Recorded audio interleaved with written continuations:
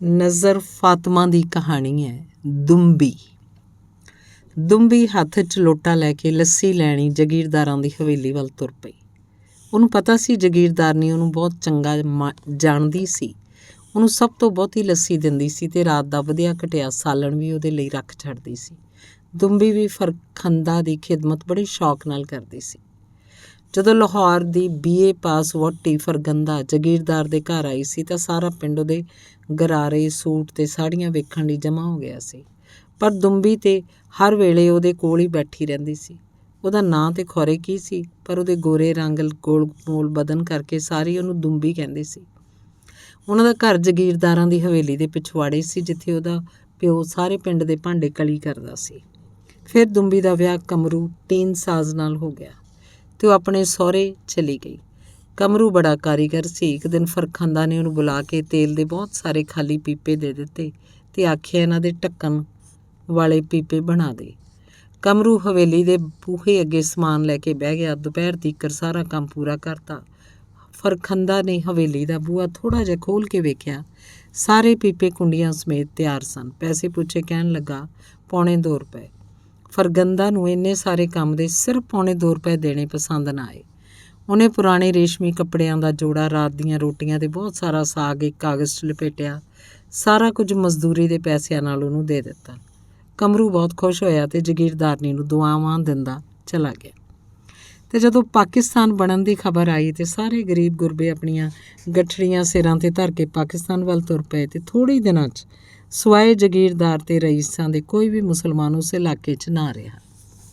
ਫਰਗੰਦਾ ਦਾ ਸ਼ੌਹਰ ਪਾਕਿਸਤਾਨ ਨਹੀਂ ਸੀ ਆਉਣਾ ਚਾਹੁੰਦਾ, ਕਿਉਂ ਜੋ ਉਹਨੇ ਸੁਣਿਆ ਸੀ ਕਿ ਅੰਗਰੇਜ਼ਾਂ ਦੀ ਬਖਸ਼ੀ ਜਾਗੀਰ ਦੇ ਥਾਂ ਪਾਕਿਸਤਾਨ 'ਚ ਨਵੀਂ ਜਾਗੀਰ ਨਹੀਂ ਮਿਲੇਗੀ। ਇਸੇ ਸ਼ਸ਼ੋਪੰਚ ਕਈ ਹਫ਼ਤੇ ਲੰਘ ਗਏ। ਇੱਕ ਦਿਨ ਨਾਲ ਦੇ ਪਿੰਡ ਦਾ ਮੁਸਲਮਾਨ ਰਈਸ ਆਪਣੇ ਟੱਬਰ ਸਮੇਤ ਫਰਖੰਦਾ ਦੇ ਘਰ ਪਨਾਹ ਲੈਣ ਲਈ ਆਇਆ। ਉਹਦੀਆਂ ਔਰਤਾਂ ਨੇ ਫਰਖੰਦਾ ਨੂੰ ਦੱਸਿਆ ਵੀ ਉਹਨਾਂ ਦੇ ਆਪਣੇ ਹਿੰਦੂ ਨੌਕਰਾਂ ਨੇ ਉਹਨਾਂ ਦਾ ਘਰ ਬਾਲ ਦਿੱਤਾ, ਉਹਨਾਂ ਕੋਲੋਂ ਸਭ ਕੁਝ ਖੋਹ ਕੇ ਪਿੰਡੋਂ ਕੱਢ ਦਿੱਤਾ ਅਤੇ ਹੁਣ ਫਰਖੰਦਾ ਅਤੇ ਉਹਦੇ ਸ਼ੌਹਰ ਨੂੰ ਫਿਕਰ ਪਈ ਅਤੇ ਉਹਨਾਂ ਪਿੰਡ ਛੱਡਣ ਦਾ ਮਨਸੂਬਾ ਸੋਚਣਾ ਸ਼ੁਰੂ ਕਰ ਦਿੱਤਾ। ਦੁਪਹਿਰ ਦਾ ਵਕਤ ਸੀ। ਜਗੀਰਦਾਰ ਦਾ ਹਾਲੀ ਕਿਸ਼ਨ ਆਇਆ ਅਤੇ ਕਹਿਣ ਲੱਗਾ, ਚੌਧਰੀ ਜੀ, ਮੈਂ ਅਤੇ ਮੇਰੇ ਬਾਪ ਦਾਦਿਆਂ ਨੇ ਤੁਹਾਡਾ ਨਮਕ ਖਾਧਾ, ਇਸ ਵਾਸਤੇ ਮੈਂ ਤੁਹਾਨੂੰ ਇੱਕ ਭੇਤ ਦੱਸਣ ਲੱਗਾ। ਪਰ ਮੇਰਾ ਨਾਂ ਕਿਸੇ ਨੂੰ ਨਾ ਦੱਸਿਓ, ਨਹੀਂ ਤਾਂ ਦੂਜੇ ਹਿੰਦੂਆਂ ਨੇ ਮੈਨੂੰ ਮਾਰ ਸੁੱਟਣਾ ਹੈ। ਗੱਲ ਇਹ ਵੇ ਚੌਧਰੀ ਜੀ ਵੀ ਕੱਲ੍ਹ ਸਾਡਾ ਇੱਕ ਇਕੱਠ ਹੋਇਆ ਸੀ ਰੰਗੜਾਂ ਦੀ ਹਵੇਲੀ 'ਚ। ਉੱਥੇ ਫੈਸਲਾ ਹੋਇਆ ਸੀ ਵੀ ਅੱਜ ਰਾਤੀ ਤੁਹਾਡੀ ਹਵੇਲੀ 'ਚ ਅੱਗ ਲਾ ਕੇ ਸਾਰਿਆਂ ਨੂੰ ਭੁੰਨ ਛੱਡਣਾ ਹੈ ਅਤੇ ਚੌਧਰੀ ਜੀ ਆਪਣਾ ਬਚਾਅ ਕਰ ਲਓ। ਇਹ ਕਹਿ ਕੇ ਕਿਸ਼ਨ ਲੁਕਦਾ ਛਿਪਦਾ ਹਵੇਲੀ ਤੋਂ ਬਾਹਰ ਨਿਕਲ ਗਿਆ ਅਤੇ ਫਰਖੰਦਾ ਦੇ ਸ਼ੌਹਰ ਨੇ ਛੇਤੀ ਨਾਲ ਇੱਕ ਬੈਲ ਗੱਡੀ 'ਚ ਸਮਾਨ ਲੱਦਿਆ ਅਤੇ ਬਾਕੀਆਂ 'ਚ ਔਰਤਾਂ ਅਤੇ ਬੱਚਿਆਂ ਨੂੰ ਬਿਠਾ ਲਿਆ ਅਤੇ ਮਰਦ ਪੈਦਲ ਤੁਰਦੇ ਹੋਏ ਪਿੰਡ ਬਾਹਰ ਨਿਕਲ ਆਏ। ਖਿਆਲ ਸੀ ਸਾਰੀ ਰਾਤ ਤੁਰਦੇ ਰਹਿਣਗੇ ਅਤੇ ਅਗਲੇ ਦਿਨ ਸਵੇਰ ਤੀਕਰ ਵੱਡੇ ਸ਼ਹਿਰ ਦੇ ਸਟੇਸ਼ਨ 'ਤੇ ਪੁੱਜ ਜਾਣਗੇ। ਪਰ ਅਜੇ 2 ਮੀਲ ਗਏ ਹੋਣਗੇ ਕਿ ਕਿਸ਼ਨ ਹਾਲੀ ਫਿਰ ਇੱਕ ਝਾੜੀ ਦੇ ਪਿੱਛੋਂ ਨਿਕਲਿਆ ਅਤੇ ਜਗੀਰਦਾਰ ਨੂੰ ਇੱਕ ਪਾਸੇ ਲਿਜਾ ਕੇ ਕਹਿਣ ਲੱਗਾ, ਤੁਹਾਡੇ ਦਾਦੇ ਨੇ ਸਾਨੂੰ ਪੱਲਿਓਂ ਕੋਠਾ ਪਵਾ ਕੇ ਦਿੱਤਾ ਸੀ। ਤੁਹਾਡੇ ਬਾਪ ਨੇ ਮੇਰੀਆਂ ਦੋਵੇਂ ਭੈਣਾਂ ਦੇ ਵਿਆਹ 'ਚ ਖਰਚ ਝੱਲਿਆ ਸੀ। ਚੌਧਰੀ ਜੀ, ਮੈਂ ਤੁਹਾਡੇ ਨਾਲ ਇੱਕ ਹੋਰ ਨੇਕੀ ਕਰਨਾ ਚਾਹੁੰਦਾ। ਵੱਡੇ ਸ਼ਹਿਰ ਦੇ ਸਟੇਸ਼ਨ 'ਤੇ ਬਿਲਕੁਲ ਨਾ ਜਾਇਓ। ਸਾਡੇ ਪਿੰਡ ਦੇ ਸਾਰੇ ਜਵਾਨ ਲਾਠੀਆਂ, ਛਵੀਆਂ ਅਤੇ ਬੰਦੂਕਾਂ ਲੈ ਕੇ ਸਟੇਸ਼ਨ ਦੇ ਕੋਲ ਬੈਠੇ ਨੇ। ਉਹਨਾਂ ਤੁਹਾਨੂੰ ਸਾਰਿਆਂ ਨੂੰ ਮਾਰ ਸੁੱਟਣਾ ਹੈ, ਪਰ ਰਾਹ 'ਚ ਸੱਜੇ ਹੱਥ ਮੁੜ ਕੇ ਜਿਹੜਾ ਸੈਦਾਂ ਦਾ ਕਸਬਾ ਆਉਂਦਾ ਉਸੇ ਵੱਲ ਜਾਣਾ। ਇਲਾਕੇ ਦੇ ਹੋਰ ਸਾਰੇ ਮੁਸਲਮਾਨ ਵੀ ਉੱਥੇ ਜਮ੍ਹਾਂ ਹੋ ਗਏ ਨੇ। ਤੁਹਾਡਾ ਬਚਾਅ ਹੋ ਜਾਏਗਾ। ਇਹ ਕਹਿ ਕੇ ਕਿਸ਼ਨ ਹਾਲੀ ਫਿਰ ਝਾੜੀਆਂ 'ਚ ਜਾ ਲੁਕਿਆ ਅਤੇ ਜਗੀਰਦਾਰ ਨੇ ਆਪਣਾ ਕਾਫਲਾ ਸੈਦਾਂ ਦੇ ਪਿੰਡ ਵੱਲ ਮੋੜ ਦਿੱਤਾ। ਉੱਥੇ ਜਾ ਕੇ ਪਤਾ ਲੱਗਾ ਕਿ ਬਹੁਤ ਵੱਡਾ ਕੈਂਪ ਖੁੱਲ੍ਹਾ ਹੋਇਆ ਹੈ ਅਤੇ ਸਾਰੇ ਇਲਾਕੇ ਦੇ ਬਚੇ ਖੁਚੇ ਮੁਸਲਮਾਨ ਕਾਫਲੇ ਬਣਾ ਕੇ ਉੱਥੇ ਆਉਂਦੇ ਪਏ ਨੇ। ਪਾਕਿਸਤਾਨ ਜਾਣ ਦੀ ਕਈ ਵਾਰ ਕੋਸ਼ਿਸ਼ ਕੀਤੀ ਗਈ, ਪਰ ਸਾਰੇ ਰਾਹ ਬੰਦ ਸਨ। ਰੇਲਾਂ ਦੇ ਮੁਸਾਫਰਾਂ ਨੂੰ ਫਸਾਦੀ ਲੋਕ ਪਾਕਿਸਤਾਨ ਪਹੁੰਚਣ ਤੋਂ ਪਹਿਲਾਂ ਹੀ ਕਤਲ ਕਰ ਛੱਡਦੇ ਸਨ ਅਤੇ ਮੋਟਰਾਂ ਲਾਰੀਆਂ ਨੂੰ ਰਾਹ 'ਚ ਹੀ ਲੁੱਟਿਆ ਜਾਂਦਾ ਸੀ। ਕਮਰੂ ਅਤੇ ਦੁੰਬੀ ਕਿਵੇਂ ਨਾ ਕਿਵੇਂ ਜਦੋਂ ਲਾਹੌਰ ਪਹੁੰਚੇ ਤਾਂ ਹਰ ਪਾਸੇ ਖਾਮੋਸ਼ੀ ਸੀ। ਹਿੰਦੂ ਜਾ ਚੁੱਕੇ ਸਨ, ਮੁਸਲਮਾਨਾਂ ਦੇ ਕਾਫਲੇ ਅਜੇ ਨਹੀਂ ਸੀ ਪਹੁੰਚੇ। ਮਕਾਨ, ਦੁਕਾਨ, ਕਾਰਖਾਨੇ ਸਭ ਖਾਲੀ ਪਏ ਸੀ। ਸ਼ਾਮ ਦਾ ਵਕਤ ਸੀ। ਕਮਰੂ ਪੁਰਾਣੀ ਅਨਾਰਕਲੀ ਵਿੱਚੋਂ ਪਿਆ ਲੰਘਦਾ ਸੀ। ਜਦੋਂ ਉਹਨੂੰ ਟੀਨ ਵਾਲੇ ਦੀ ਦੁਕਾਨ ਲੱਭੀ, ਕਮਰੂ ਕਹਿਣ ਲੱਗਾ, ਭਰਾ, ਮੈਨੂੰ ਵੀ ਕੋਈ ਹੱਟੀ ਲੈ ਦੇ, ਟੀਨ ਦਾ ਕੰਮ ਤੇ ਮੈਨੂੰ ਵੀ ਆਉਂਦਾ। ਟੀਨ ਸਾਜ਼ ਪੁੱਛਣ ਲੱਗਾ ਕਿ ਮੁਹਾਜਰ ਹੈ? ਕਮਰੂ ਕਹਿਣ ਲੱਗਾ, ਹਾਂ। ਤਾਂ ਬੋਲਿਆ, ਫਿਰ ਕੰਮ ਬਣ ਜਾਏਗਾ। ਇਸ ਇਲਾਕੇ 'ਚ ਟੀਨ ਦਾ ਵੱਡਾ ਕਾਰਖਾਨਾ ਹੈ। ਮਾਲਕ ਇੰਡੀਆ ਚਲਾ ਗਿਆ ਹੈ, ਤੂੰ ਉਹਨੂੰ ਅਲਾਟ ਕਰਾ ਲੈ, ਮੈਂ ਤੇਰੇ ਨਾਲ ਕੰਮ ਕਰਾਂਗਾ।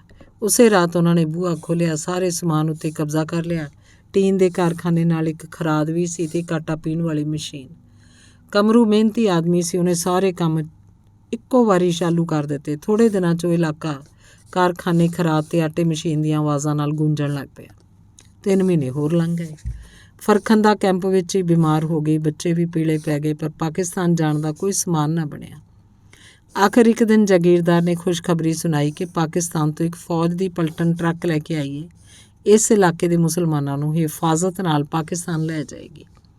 ਦਸੰਬਰ ਦਾ ਮਹੀਨਾ ਸੀ ਜਦੋਂ ਫਰਖੰਦਾ ਲਾਹੌਰ ਪਹੁੰਚੀ। ਸਾਰਾ ਸ਼ਹਿਰ ਉਹਨਾਂ ਮੁਹਾਜਰਾਂ ਦੇ ਕਬਜ਼ੇ 'ਚ ਆ ਚੁੱਕਾ ਸੀ ਜਿਹੜੇ ਪਾਕਿਸਤਾਨ ਬਣਦਿਆਂ ਹੀ ਇੱਧਰ ਆ ਗਏ ਸਨ। ਕਈਆਂ ਮਹੀਨਿਆਂ ਦੀ ਤਲਾਸ਼ ਤੋਂ ਬਾਅਦ ਸਿਰ ਲੁਕਾਉਣ ਨੂੰ ਮਕਾਨ ਤੇ ਮਿਲ ਗਿਆ, ਪਰ ਕੁਝ ਹੋਰ ਨਾ ਮਿਲਿਆ। ਫਰਖੰਦਾ ਦੇ ਸ਼ੌਹਰ ਨੂੰ ਆਪਣੀ ਜਾਗੀਰ ਦੀ ਬਹੁਤ ਯਾਦ ਆਉਂਦੀ ਸੀ, ਜਿੱਥੇ ਲੋਕ ਉਹਨੂੰ ਵੇਖ ਕੇ ਹੱਥ ਬੰਨ੍ਹ ਲੈਂਦੇ ਸਨ ਤੇ ਜਿੱਥੇ ਹਰ ਸ਼ਖਸ ਉਹਨੂੰ ਮਾਈ ਬਾਪ ਤੇ ਖੁਦਾਵੰਦ ਕਹਿ ਕੇ ਬੁਲਾਉਂਦਾ ਸੀ। ਉਹ ਸੋਚਦਾ ਸੀ, ਪਾਕਿਸਤਾਨ ਦੇ ਲੋਕ ਕਿੱਡੇ ਉੱਜੜੇ ਨੇ, ਇੱਥੋਂ ਦੇ ਗਰੀਬਾਂ ਦੇ ਦਿਮਾਗ ਵੀ ਅਸਮਾਨ 'ਤੇ ਰਹਿੰਦੇ ਨੇ। ਫਰਖੰਦਾ ਨੇ ਉਹਨੂੰ ਸਮਝਾਉਣ ਦੀ ਕੋਸ਼ਿਸ਼ ਕੀਤੀ ਕਿ ਪਾਕਿਸਤਾਨ ਇੱਕ ਆਜ਼ਾਦ ਮੁਲਕ ਹੈ, ਇੱਥੇ ਸਭ ਬਰਾਬਰ ਨੇ, ਸਾਰੇ ਆਪੋ ਆਪਣੇ ਕੰਮ ਕਰਦੇ ਨੇ ਤੇ ਇੱਜ਼ਤ ਨਾਲ ਰਹਿੰਦੇ ਨੇ। ਉਹਨੇ ਆਖਿਆ, ਸਾਨੂੰ ਵੀ ਹੁਣ ਜਾਗੀਰਦਾਰਾਂ ਵਾਲੀਆਂ ਆਦਤਾਂ ਛੱਡ ਕੇ ਆਵਾਮ 'ਚ ਸ਼ਾਮਲ ਹੋਣਾ ਚਾਹੀਦਾ ਹੈ ਤੇ ਮਿਹਨਤ ਨਾਲ ਆਪਣੀ ਨਵੀਂ ਜ਼ਿੰਦਗੀ ਬਣਾਉਣੀ ਚਾਹੀਦੀ ਹੈ। ਪਰ ਜਾਗੀਰਦਾਰ ਨੇ ਆਪਣੀਆਂ ਆਦਤਾਂ ਠੀਕ ਨਾ ਕੀਤੀਆਂ ਤੇ ਘਰ ਦੀ ਹਾਲਤ ਦਿਨ ਬ ਦਿਨ ਬਦਤਰ ਹੁੰਦੀ ਗਈ। ਫਰਖੰਦਾ ਨੂੰ ਆਪਣੇ ਮੁਸਤਕਬਲ ਦੀ ਫਿਕਰ ਪਈ ਤੇ ਹਰ ਪਾਸਿਓਂ ਮਾਯੂਸ ਹੋ ਕੇ ਉਹਨੇ ਆਪਣੇ ਘਰ ਦੇ ਇੱਕ ਕਮਰੇ 'ਚ ਲੜਕੀਆਂ ਦਾ ਸਕੂਲ ਖੋਲ੍ਹ ਲਿਆ। ਸ਼ਹਿਰ ਦੀ ਆਬਾਦੀ ਵੱਧ ਗਈ ਸੀ, ਸਕੂਲ ਥੋੜ੍ਹੇ ਸਨ। ਥੋੜ੍ਹੇ ਅਰਸੇ 'ਚ ਹੀ ਫਰਖੰਦਾ ਦੇ ਸਕੂਲ 'ਚ ਬਹੁਤ ਰੌਣਕ ਲੱਗ ਗਈ। 10 ਵਰ੍ਹੇ ਲੰਘ ਗਏ। ਫਰਖੰਦਾ ਦਾ ਸਕੂਲ ਹੁਣ ਹਾਈ ਹੋ ਚੁੱਕਿਆ ਸੀ, ਪਰ ਉਹਦੀਆਂ ਪਰੇਸ਼ਾਨੀਆਂ ਖਤਮ ਨਹੀਂ ਸੀ ਹੋਈਆਂ। ਜਾਗੀਰਦਾਰ ਕੰਮ ਦਾ ਬੰਦਾ ਹੁੰਦਾ ਤੇ ਸਕੂਲ ਬਹੁਤ ਤਰੱਕੀ ਕਰ ਜਾਂਦਾ, ਕਿਉਂ ਜੋ ਬਹੁਤੇ ਕੰਮ ਅਜਿਹੇ ਹੁੰਦੇ ਨੇ ਜੋ ਮਰਦ ਹੀ ਕਰਨ ਤੇ ਕਾਮਯਾਬ ਹੁੰਦੇ ਨੇ। ਪਰ ਜਾਗੀਰਦਾਰ ਨੂੰ ਕੋਈ ਫਿਕਰ ਨਹੀਂ ਸੀ। ਉਹ ਤਾਂ ਇੰਨਾ ਹੀ ਕਮਾਉਂਦਾ ਸੀ ਕਿ ਉਹਦੇ ਨਾਲ ਆਪਣੇ ਪਾਨ ਤੇ ਸਿਗਰਟ ਚੱਲਦੇ ਜਾਣ ਤੇ ਬਾਕੀ ਵਕਤ ਆਪਣੇ ਦੋਸਤਾਂ 'ਚ ਬਹਿ ਕੇ ਆਪਣੇ ਮਾਜ਼ੀ ਨੂੰ ਝੂਠੇ ਸੱਚੇ ਕਿੱਸੇ ਸੁਣਾ ਕੇ ਰੋਹ ਪਾਉਂਦਾ ਰਹਿੰਦਾ। ਸਕੂਲ ਲਈ ਹੋਰ 2 ਕਮਰਿਆਂ ਦੀ ਲੋੜ ਸੀ, ਨਾਲੇ ਗਰਮੀਆਂ 'ਚ ਪੱਖਿਆਂ ਬਗੈਰ ਨਹੀਂ ਸੀ ਹੁੰਦਾ। ਫਰਖੰਦਾ ਦੀ ਆਮਦਨੀ ਖਰਚ ਬਰਾਬਰ ਰਹਿੰਦਾ ਸੀ। ਨਵੇਂ ਕਮਰੇ ਕੌਣ ਬਣਵਾਉਂਦਾ। ਇੱਕ ਦਿਨ ਪਤਾ ਲੱਗਾ ਸਕੂਲ ਕੋਲ ਜਿਹੜੀ ਖਾਲੀ ਜ਼ਮੀਨ ਸੀ ਉਹ ਕਿਸੇ ਹਾਜੀ ਸਾਹਿਬ ਨੇ ਖਰੀਦ ਲਈ ਹੈ। ਇੱਕ ਉਸਤਾਦਨੀ ਕਹਿਣ ਲੱਗੀ, ਆਪਾ ਜੀ ਤੁਸੀਂ ਹਾਜੀ ਸਾਹਿਬ ਨੂੰ ਮਿਲੋ, ਉਹ ਬੜੇ ਦਿਆਲੂ ਸੁਣੀਂਦੇ ਨੇ, ਖੌਰੇ ਬੱਚਿਆਂ ਦੇ ਸਕੂਲ ਲਈ ਥੋੜ੍ਹੀ ਜਿਹੀ ਜ਼ਮੀਨ ਦੇ ਦੇਣ ਤੇ ਨਾਲੇ ਉਹਨਾਂ ਦੀ ਬੇਗਮ ਨੂੰ ਜਲਸਾਏ ਇਨਾਮਾਤ ਲਈ ਬੁਲਾਓ, ਸ਼ਾਇਦ ਪੈਸਿਆਂ ਲਈ ਵੀ ਕੋਈ ਇੰਤਜ਼ਾਮ ਹੋ ਜਾਏ। ਅਗਲੇ ਦਿਨ ਉਹਨੇ ਆਪਣਾ ਬੁਰਕਾ ਇਸਤਰੀ ਕਰਕੇ ਪਹਿਨਿਆ ਹਾਜੀ ਸਾਹਿਬ ਦੀ ਕੋਠੀ ਵੱਲ ਰਵਾਨਾ ਹੋ ਗਈ। ਮੁਲਾਜ਼ਮ ਨੇ ਜਿਸ ਕਮਰੇ 'ਚ ਉਹਨੂੰ ਬਿਠਾਇਆ ਉੱਥੇ ਇੱਕ ਬੰਦਾ ਬੈਠਾ ਸੀ ਜੋ ਇਹਨੂੰ ਜਾਣੂ ਮਾਲੂਮ ਹੋਇਆ। ਗੌਰ ਨਾਲ ਤੱਕਿਆ ਤੇ ਕਮਰੂ ਨਿਕਲਿਆ। ਫਰਖੰਦਾ ਖੁਸ਼ ਹੋ ਗਈ ਤੇ ਜੇ ਕਮਰੂ ਵੀ ਇੱਥੇ ਕੰਮ ਕਰਦਾ ਹੈ ਤੇ ਹਾਜੀ ਸਾਹਿਬ ਨਾਲ ਗੱਲ ਕਰਨੀ ਬਹੁਤ ਆਸਾਨ ਹੋ ਜਾਏਗੀ। ਜੀ, ਕਮਰੂ ਨੇ ਪੁੱਛਿਆ। ਮੈਂ ਹਾਜੀ ਸਾਹਿਬ ਨਾਲ ਗੱਲ ਕਰਨੀ ਹੈ, ਫਰਖੰਦਾ ਨੇ ਆਖਿਆ। ਜੀ ਕਰੋ ਗੱਲ, ਕਮਰੂ ਨੇ ਆਪਣੀ ਸੁਨਹਿਰੀ ਘੜੀ ਵੱਲ ਵੇਖਦਿਆਂ ਆਖਿਆ। ਫਰਖੰਦਾ ਨੇ ਬੁਰਕਾ ਚੁੱਕ ਦਿੱਤਾ, ਕਹਿਣ ਲੱਗੀ, ਕਮਰੂ ਮੈਂ ਹਾਜੀ ਸਾਹਿਬ ਨਾਲ ਗੱਲ ਕਰਨੀ ਹੈ। ਕਮਰੂ ਪਹਿਲਾਂ ਤੇ ਹੈਰਾਨ ਹੋਇਆ, ਫਿਰ ਫਰਖੰਦਾ ਨੂੰ ਪਛਾਣ ਕੇ ਕਹਿਣ ਲੱਗਾ, ਕੀ ਹਾਲ ਹੈ ਆਪਾ ਜੀ। ਫਿਰ ਆਪਣੀ ਜੇਬ 'ਚੋਂ ਇੱਕ ਸੁਨਹਿਰੇ ਹਾਸ਼ੀਏ ਵਾਲਾ ਮੁਲਾਕਾਤੀ ਕਾਰਡ ਕੱਢ ਕੇ ਉਹਦੇ ਸਾਹਮਣੇ ਰੱਖ ਦਿੱਤਾ। ਫਰਖੰਦਾ ਨੇ ਪੜ੍ਹਿਆ, ਹਾਜੀ ਸ਼ੇਖ ਕਮਰੁਦੀਨ, ਠੇਕੇਦਾਰ। ਫਰਖੰਦਾ ਨੇ ਸਿਰ ਉੱਚਾ ਕਰਕੇ ਕਮਰੂ ਵੱਲ ਤੱਕਿਆ। ਉਹ ਮੁਸਕਰਾ ਕੇ ਕਹਿਣ ਲੱਗਾ, ਅਸੀਂ ਤੁਹਾਡੀ ਕੀ ਖਿਦਮਤ ਕਰ ਸਕਦੇ ਹਾਂ। ਫਰਖੰਦਾ ਨੇ ਸਾਰੀ ਸੂਰਤ-ਏ-ਹਾਲ ਦੱਸੀ ਤੇ ਨਾਲ ਆਖਿਆ ਕਿ ਅਸੀਂ ਤੁਹਾਡੀ ਬੇਗਮ ਨੂੰ ਜਲਸਾਏ ਇਨਾਮਾਤ 'ਤੇ ਬੁਲਾਉਣਾ ਚਾਹੁੰਦੇ ਹਾਂ। ਕਮਰੂ ਕਹਿਣ ਲੱਗਾ, ਆਪਾ ਜੀ ਮੈਂ ਤੁਹਾਨੂੰ ਆਪਣੇ ਰਿਸ਼ਤੇਦਾਰਾਂ ਦੇ ਬਰਾਬਰ ਸਮਝਦਾ ਵਾਂ। ਮੈਂ ਤੁਹਾਨੂੰ ਨਾ ਸਿਰਫ 5 ਮਰਲੇ ਜ਼ਮੀਨ ਹੀ ਦਿਆਂਗਾ, ਬਲਕਿ ਕਮਰੇ ਬਣਾਉਣ ਵਿੱਚ ਵੀ ਇਮਦਾਦ ਕਰਾਂਗਾ। ਨਾਲੇ ਮਿਸਿਸ ਸ਼ੇਖ ਕਮਰੁਦੀਨ ਵੀ ਦਾਵਤ ਤੇ ਜਲਸਾ ਇਨਾਮਾਤ ਵਿੱਚ ਮਹਿਮਾਨ ਹੈ, ਖਸੂਸੀ ਦੇ ਤੌਰ 'ਤੇ ਸ਼ਿਰਕਤ ਕਰੇਗੀ। ਫਰਖੰਦਾ ਘਰ ਵਾਪਸ ਵੀ ਆਉਂਦੀ ਸੀ ਤੇ ਉਹਨੂੰ ਖੌਰੇ ਸੜਕ ਦੀਆਂ ਸਾਰੀਆਂ ਚੀਜ਼ਾਂ ਕਦੀ ਖੱਬੇ ਤੇ ਕਦੀ ਸੱਜੇ ਦੌੜਦੀਆਂ ਪਈਆਂ ਲੱਗਦੀਆਂ। ਇਹ ਮੈਨੂੰ ਕੀ ਹੋ ਗਿਆ, ਉਹਨੇ ਆਪਣੇ ਸੀਨੇ 'ਤੇ ਹੱਥ ਧਰ ਕੇ ਆਖਿਆ। ਮੇਰੀਆਂ ਲੱਤਾਂ ਕਿਉਂ ਕੰਬਦੀਆਂ ਨੇ, ਮੇਰਾ ਸਿਰ ਪਿਆ ਚੱਕਰਾਂਦਾ ਏ। ਜਲਸਾ ਇਨਾਮਤ ਦਾ ਇੰਤਜ਼ਾਮ ਮੁਕੰਮਲ ਹੋ ਗਿਆ ਸੀ। ਇੱਕ ਲੰਮੀ ਕਾਰ ਬੂਹੇ ਅੱਗੇ ਆ ਕੇ ਖਲੋਤੀ। ਮਹਿਮਾਨੇ ਖਸੂਸੀ ਬਾਹਰ ਨਿਕਲੇ।